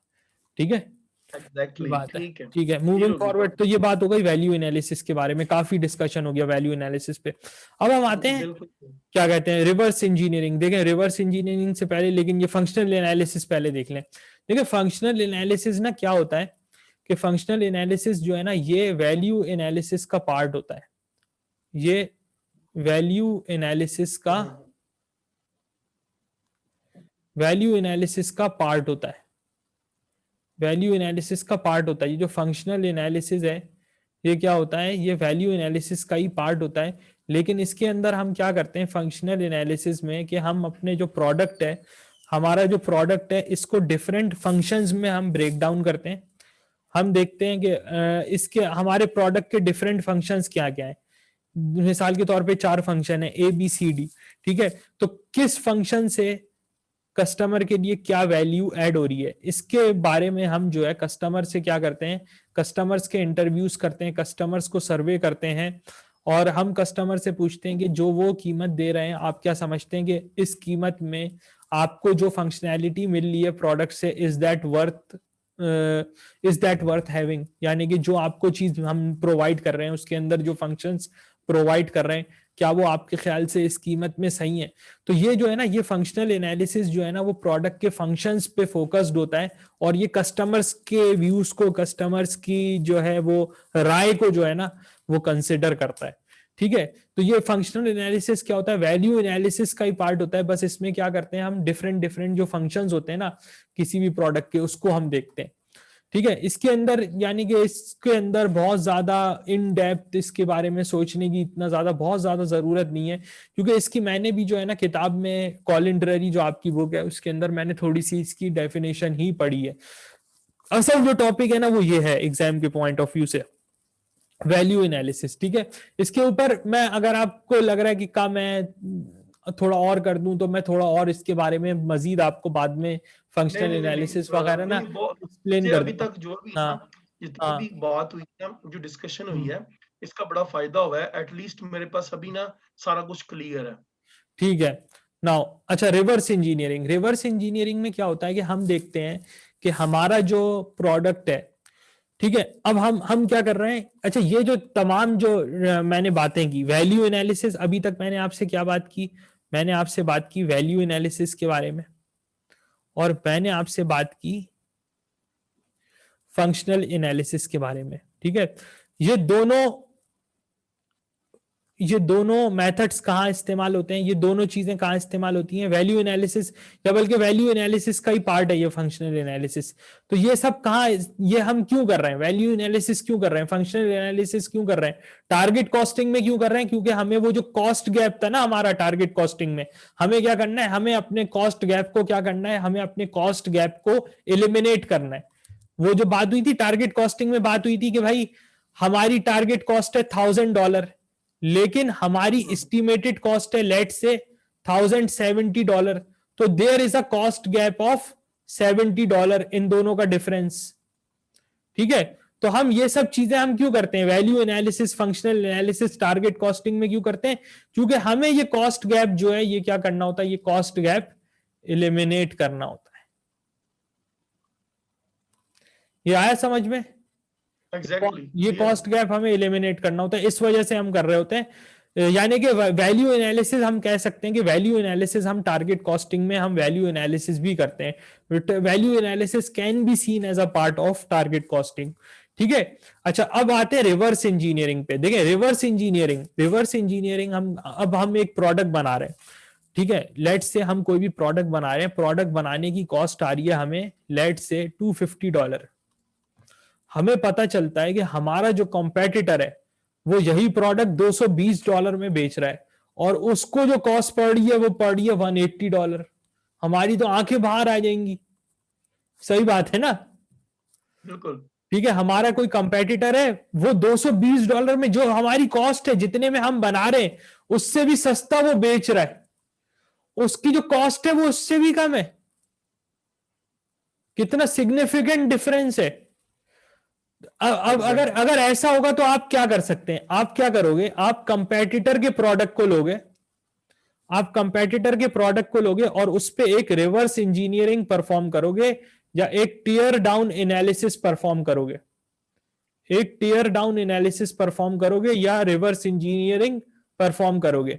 टीयर डाउन एनालिसिस से क्या मुराद है, टीयर डाउन एनालिसिस से क्या मुराद है कि आप प्रोडक्ट को टीयर डाउन करोगे, प्रोडक्ट को खोल के देखोगे, अपनी कंपेटिटर के प्रोडक्ट को खोल के देखोगे, उसमें ये देखेंगे कि उसने कौन कौन से कंपोनेंट्स इस्तेमाल किए हैं, उसने कौन कौन से कंपोनेंट्स इस्तेमाल किए हैं, आपको पता चल जाएगा कि अच्छा इसने ये कंपोनेंट इस्तेमाल किया है, अच्छा इसने ये चीज इस्तेमाल की है, यार ये तो सस्ता मिल रहा है मार्केट में, ये तो सस्ता मिल रहा है मार्केट में, मैं इसकी जगह मैं महंगी चीज क्यों इस्तेमाल कर रहा हूं अपने प्रोडक्ट में। उसने कोई सस्ता मटेरियल इस्तेमाल किया हुआ है, आपके कंपेटिटर ने क्या किया, आपके कंपेटिटर ने कोई जुगाड़ की हुई है, कोई सस्ता मटेरियल इस्तेमाल किया है, आप क्यों महंगा मटेरियल इस्तेमाल कर रहे हो।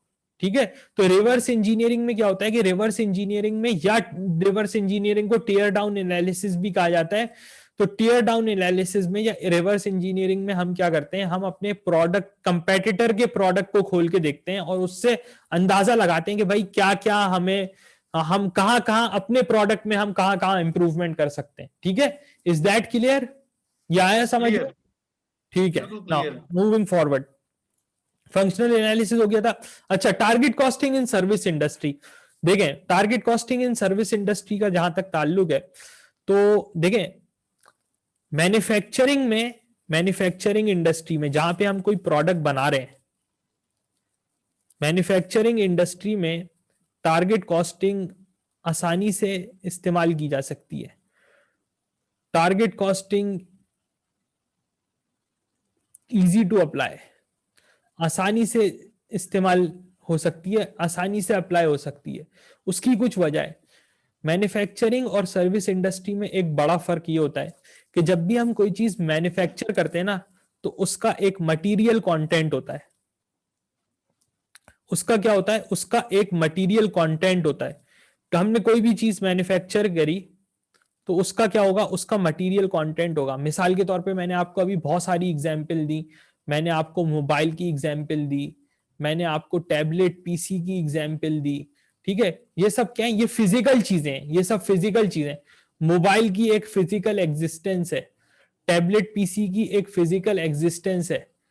मैं गेमिंग कंप्यूटर बना लेता हूं, गेमिंग पीसी बना लेता हूं, उसकी क्या है? इसकी एक फिजिकल एग्जिस्टेंस है। इसके अंदर कोई खास तरह का मटेरियल इस्तेमाल हुआ है, खास तरह के कंपोनेंट्स लगे हुए। लेकिन जब भी हम कोई सर्विस देते हैं, तो सर्विस का कोई मटेरियल कंटेंट नहीं होता। मिसाल के तौर पे मैं आपको सर्विस दे रहा हूं, मैं आपको पढ़ा रहा हूं, क्या इस सर्विस का कोई मटेरियल कंटेंट है? क्या आप सर्विसेज को इस तरह से टच कर सकते हैं, इस तरह से अपने पास स्टोर कर सकते हैं, जिस तरह से आप मोबाइल को रख सकते हैं अपने पास, कंप्यूटर को रख सकते हैं अपने पास, टैबलेट पीसी को रख सकते हैं अपने पास? तो सर्विसेज में क्या होता है कि सर्विसेज का कोई ना मटेरियल कंटेंट नहीं होता। सर्विसेज का कोई मटेरियल कंटेंट नहीं होता। इसके मुकाबले में कंप्यूटर, मोबाइल, इस तरह की जो मैन्युफैक्चरिंग इंडस्ट्री में जो हम चीजें बनाते हैं ना, उनका मटेरियल कंटेंट होता है। तो उसके अंदर हम आराम से मटेरियल में तब्दीली कर लेते हैं, आसानी से मटेरियल में तब्दीली कर लेते हैं। हम एक कंपोनेंट इस्तेमाल कर रहे थे, हमने वो कंपोनेंट निकाला, हमने सस्ता कंपोनेंट इस्तेमाल करना शुरू कर दिया। मैं एक कंप्यूटर बना रहा था, कंप्यूटर की कॉस्ट को कम करने के लिए मैंने क्या किया? मैं पहले महंगा मदरबोर्ड उसके अंदर लगा रहा था, अब मैं सस्ता मदरबोर्ड लगा रहा हूं। ठीक है, अब मैं क्या कर रहा हूं? सस्ता मदरबोर्ड लगा रहा हूं। तो इससे क्या होगा? मेरी कॉस्ट रिड्यूस हो जाएगी। तो मैन्युफैक्चरिंग इंडस्ट्री में हम मटेरियल में चेंजेस करके, कंपोनेंट्स में चेंजेस करके हम क्या कर सकते हैं? हम अपनी कॉस्ट को आसानी से रिड्यूस कर सकते हैं। लेकिन सर्विस इंडस्ट्री इसके बरक्स, सर्विस इंडस्ट्री का जहां तक ताल्लुक है, सर्विस इंडस्ट्री किस पे चलती है? सर्विस इंडस्ट्री उन लोगों पे चलती है जो हमारा फ्रंट लाइन स्टाफ होता है। मिसाल के तौर पे एक इंस्टीट्यूट है, अगर मैं जाके किसी इंस्टीट्यूट में पढ़ाना शुरू कर दूं और मुझे 4 साल हो जाए पढ़ाते हुए, 5 साल हो जाए पढ़ाते हुए, तो आप क्या समझते हो कि 5 साल के बाद बहुत आसान है मुझे निकालना?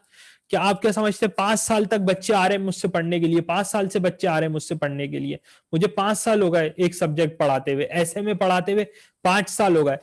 अब क्या बहुत आसान है इंस्टीट्यूट के लिए कि वो मुझे कल एक दिन बुला के अगले दिन फारिग कर देगा? आप क्या समझते हैं, क्या बहुत आसान है? यानी डिफिकल्ट है, जैसे टाइम हाँ, पीरियड एक क्योंकि कंपनी में अब बताया उसमें जाता है मसला ये होगा कि एक तो जो बच्चे आ रहे हैं पढ़ने के लिए वो मुझे जानते हैं, मेरा नाम है, लोग मुझे जानते हैं, मार्केट में मुझे जानते हैं लोग, मेरा नाम है, मेरी वजह से पढ़ने आ रहे हैं। और फिर अगर मेरी जगह कोई और आएगा तो क्या वो इस तरह से पढ़ा सकेगा जिस तरह से मैं पढ़ा रहा हूँ? हो सकता है कि वो इतना अच्छा ना पढ़ाए। 5 साल से मेरे रिजल्ट्स प्रूवन है, मेरे स्टूडेंट सेटिस्फाइड है। मेरी जगह कोई और आए, हो सकता है इतना अच्छा डिलीवर ना कर सके। तो इतना आसान नहीं होता। सर्विस इंडस्ट्री जो है वो किस पे चलती है? फ्रंट लाइन स्टाफ पे चलती है। और सर्विस इंडस्ट्री की जो असल कॉस्ट होती है ना, वो उसकी सैलरीज होती है। ठीक है, तो जो एक इंस्टीट्यूट है, इंस्टीट्यूट की जो असल कॉस्ट है ना, वो क्या है? वो उसकी सैलरीज हैं जो वो अपने टीचर्स को दे रहे हैं। ठीक है, जो वो अपने टीचर को सैलरीज दे रहे हैं ना, जो अपने टीचर को सैलरीज दे रहे हैं, वो उनकी असल कॉस्ट है। अब वो आप क्या समझते हैं, एक टीचर 4 साल से पढ़ा रहा है, 5 साल से पढ़ा रहा है, एक दिन वो अपने टीचर को बुला के बोले भाई कल से आपको जो है वो 50,000 तनख्वाह नहीं मिलेगी बल्कि आपको तनख्वाह मिलेगी 30,000, क्या वो ऐसा कर सकते हैं? मैं एक दिन नहीं, ये आपको, हाँ नहीं ये नहीं, मुश्किल। ऐसा नहीं हो सकता। सैलरी की जो कॉस्ट है, it is very difficult to reduce the cost of the salary. तो सर्विस इंडस्ट्री में यही वजह है कि सर्विस इंडस्ट्री में टारगेट कॉस्टिंग इतनी आसानी से अप्लाई नहीं होती, not easy to apply. Target costing इतनी आसानी से अप्लाई नहीं होती, टारगेट कॉस्टिंग आसानी से अप्लाई नहीं होती सर्विस इंडस्ट्री में। टारगेट कॉस्टिंग जो है, टारगेट कॉस्टिंग सर्विस इंडस्ट्री में इतनी आसानी से अप्लाई नहीं होती, not easy to apply in service industry, not easy in service industry. ठीक है, ये आया समझ लेकिन में? उसमें एक बिल्कुल क्लियर है, लेकिन मैं अपनी इंफॉर्मेशन के लिए एक बात पूछने लगा, जैसे कि जियोग्राफिकली हम्म हम चेंज करते हैं, अगर जैसे कि आपको पता है कि फ्रीलांसर काम करते हैं, कुछ लोग हैं वो अपनी अकाउंटिंग का काम जो है ना वो ले रहे हैं इंडिया से, पाकिस्तान से, अफ्रीका से, अमेरिकन, कनेडियंस और यूरोपियन बैठे हुए हैं, वो काम ले रहे हैं। सही तो है। उसमें क्या होता है कि वो सर्विसेज उधर से चीप ले रहे हैं एज कंपेयर टू अगर वो उधर से लें। अगर जैसे आपसे मैं ये स्ट्रेटेजिक फाइनेंशियल अकाउंटिंग का मैं पेपर पढ़ रहा हूँ, अगर मैं इधर से कोई लेता, इधर से स्लोवेनिया से कोई एसीसीए का गोरा लेता, पहले तो पता मिलना ही था, अगर मिल जाता उसने मेरे से हो सकता 500 यूरो मांगता, उस समय 300 200 यूरो मांगता। मेरी बात को समझेंगे ना? सही सही। तो इस तरह ये भी सर्विस इंडस्ट्री में ये हो सकता है कि बंदा ज्योग्राफिकली या फिर अपने सर्विसेज का स्टाइल चेंज कर ले, जैसे कि जैसे ऑनलाइन आप कह रहे हैं ना, ये भी एक सर्विसेज आप वो मुझे दे रहे हैं, वो तो एक लेकिन तरह प्राइस की एक, वो तो देखिए ना, वो तो देखें वो, लेकिन ऐसा हो सकता है, लेकिन क्या आप क्या समझते हैं कि ऐसा हर हर जगह पॉसिबल है? इतने सारे स्कूल हैं कराची में, इतने नहीं सारे, नहीं नहीं नहीं। हर जगह नहीं हो और मुझे पता है कि टारगेट कॉस्टिंग जो सी ना, हाँ सकता। स्पेसिफिकली टारगेट हाँ, कॉस्टिंग ये जो ऐसी आप जगह पे है आप जो बात मैन्युफैक्चरिंग कर रहे हैं ना, में ये है। जो आप जो बात कर रहे हैं ना, वो एक पर्टिकुलर उसकी बात कर रहे हैं, पर्टिकुलर नीश की बात कर रहे हैं।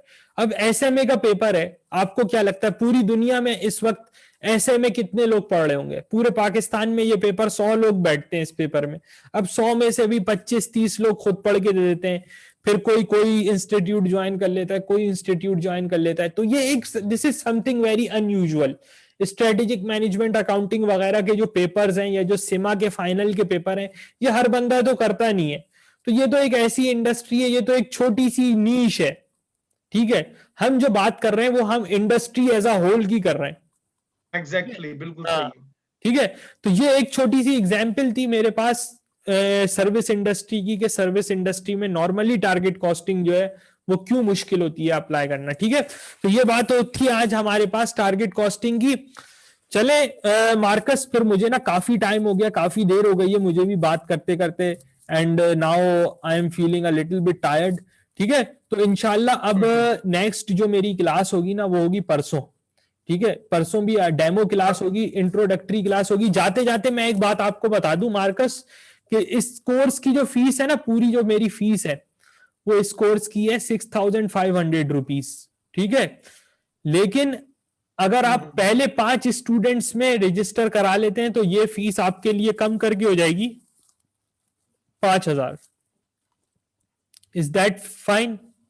ठीक है, तो ये अगर अगर आप फॉरन रजिस्टर करा लें, ठीक है। मेरे ठीक पास है। अभी रजिस्ट्रेशंस आ गए, मेरे पास रजिस्ट्रेशंस आ गए इस कोर्स के, और अब मेरे पास कुछ दिन में ना जगह हो सकता है कि खत्म हो जाए। तो आप कोशिश करें कि आप फर्स्ट 5 स्टूडेंट्स में जो है ना, फर्स्ट 5 स्टूडेंट्स में रजिस्टर करा लें to get this early discount. First 5 students में आप रजिस्टर करा लें टू गेट दिस अर्ली अब डिस्काउंट। कैसे रजिस्टर करवाऊं? आपको बस कुछ नहीं करना, मैं आपको अपने अकाउंट की डिटेल दे दूं। क्वेश्चन ये नहीं नहीं, देखिए मैं आपको अपने अकाउंट की डिटेल दे दूंगा। आपको क्या करना है, उस अकाउंट में 5,000 रुपीज ऑनलाइन डिपॉजिट कर दें, या जैसे भी पाकिस्तान में किसी के थ्रू उस अकाउंट में 5,000 रुपीज जो है मेरी फीस है, ये आप डिपॉजिट कर दें, तो मैं आपको अपने उस पेड ग्रुप में ले लूंगा, व्हाट्सएप के पेड ग्रुप में, तो आप मेरे पास रजिस्टर हो जाएंगे। ठीक है, तो ये मेरी फीस है 5,000। ये अगर आप मुझे पे कर देते हो, टाइमली पे कर ठीक देते है। हो, ठीक है, तो you will be able to get an early bird discount. ठीक है, तो ये हो गई बात जाते जाते फीस के बारे में भी मैंने आपको क्लियर कर दिया। अब जो नेक्स्ट क्लास होगी वो भी डेमो क्लास ही है, इंट्रोडक्टरी क्लास होगी। This is actually a series of introductory classes, 3 to 4 introductory classes मैं लूंगा। तो this is a series of introductory classes. तो अगर आपको आ रहा है समझ में तो आप रजिस्टर करा लें। 1 हफ्ते का टाइम है, समझिए कि 1 हफ्ते तक मैं रजिस्ट्रेशन लूंगा और उसके बाद ज्यादा से ज्यादा 10 दिन और उसके बाद फिर मैं शायद ना रजिस्ट्रेशन फिर मैं बंद कर दूं। जी जी बोले। अब मुझे नहीं पता मैं आपको सर कहूं या आपका नाम ले लूं, मुझे नहीं सब, मैं तो एज अ फ्रेंड ही समझ रहा हूं। जी जी लेकिन अब मुझे ये बताएं कि आप मुझे ना ऐसा करें कि आप मुझे ना सेंड कर दें अपनी बैंकिंग इंफॉर्मेशन, ठीक है ना? ओके, थैंक यू वेरी और मुझे समझ आई है, हाँ ठीक है ना, मुझे समझ आई है, मैं अपने टाइम को वेस्ट नहीं करना चाहता, ठीक है ना? और आप मुझे ना अपनी बैंकिंग इंफॉर्मेशन सेंड कर दें ठीक और है मैं आपको ना मंडे या ट्यूसडे को 5000 जो है ना वो ट्रांसफर करवा दूंगा यहाँ से, ठीक है? ठीक है, thank you very much Marcus, and then इंशाल्लाह we will meet on Sunday inshallah. Today is Friday, we will meet on Sunday inshallah, just the day after tomorrow we will meet. And the topic that we will be doing in that class, we will be doing a computational question of this target costing topic, and we will start a new topic that is activity based costing and activity based management। ठीक है, तो इंशाल्लाह फिर हमारी मुलाकात होगी day after tomorrow Sunday को। ठीक है, thank you very much, thanks for attending. Was Muid Ahmed Siddiqui.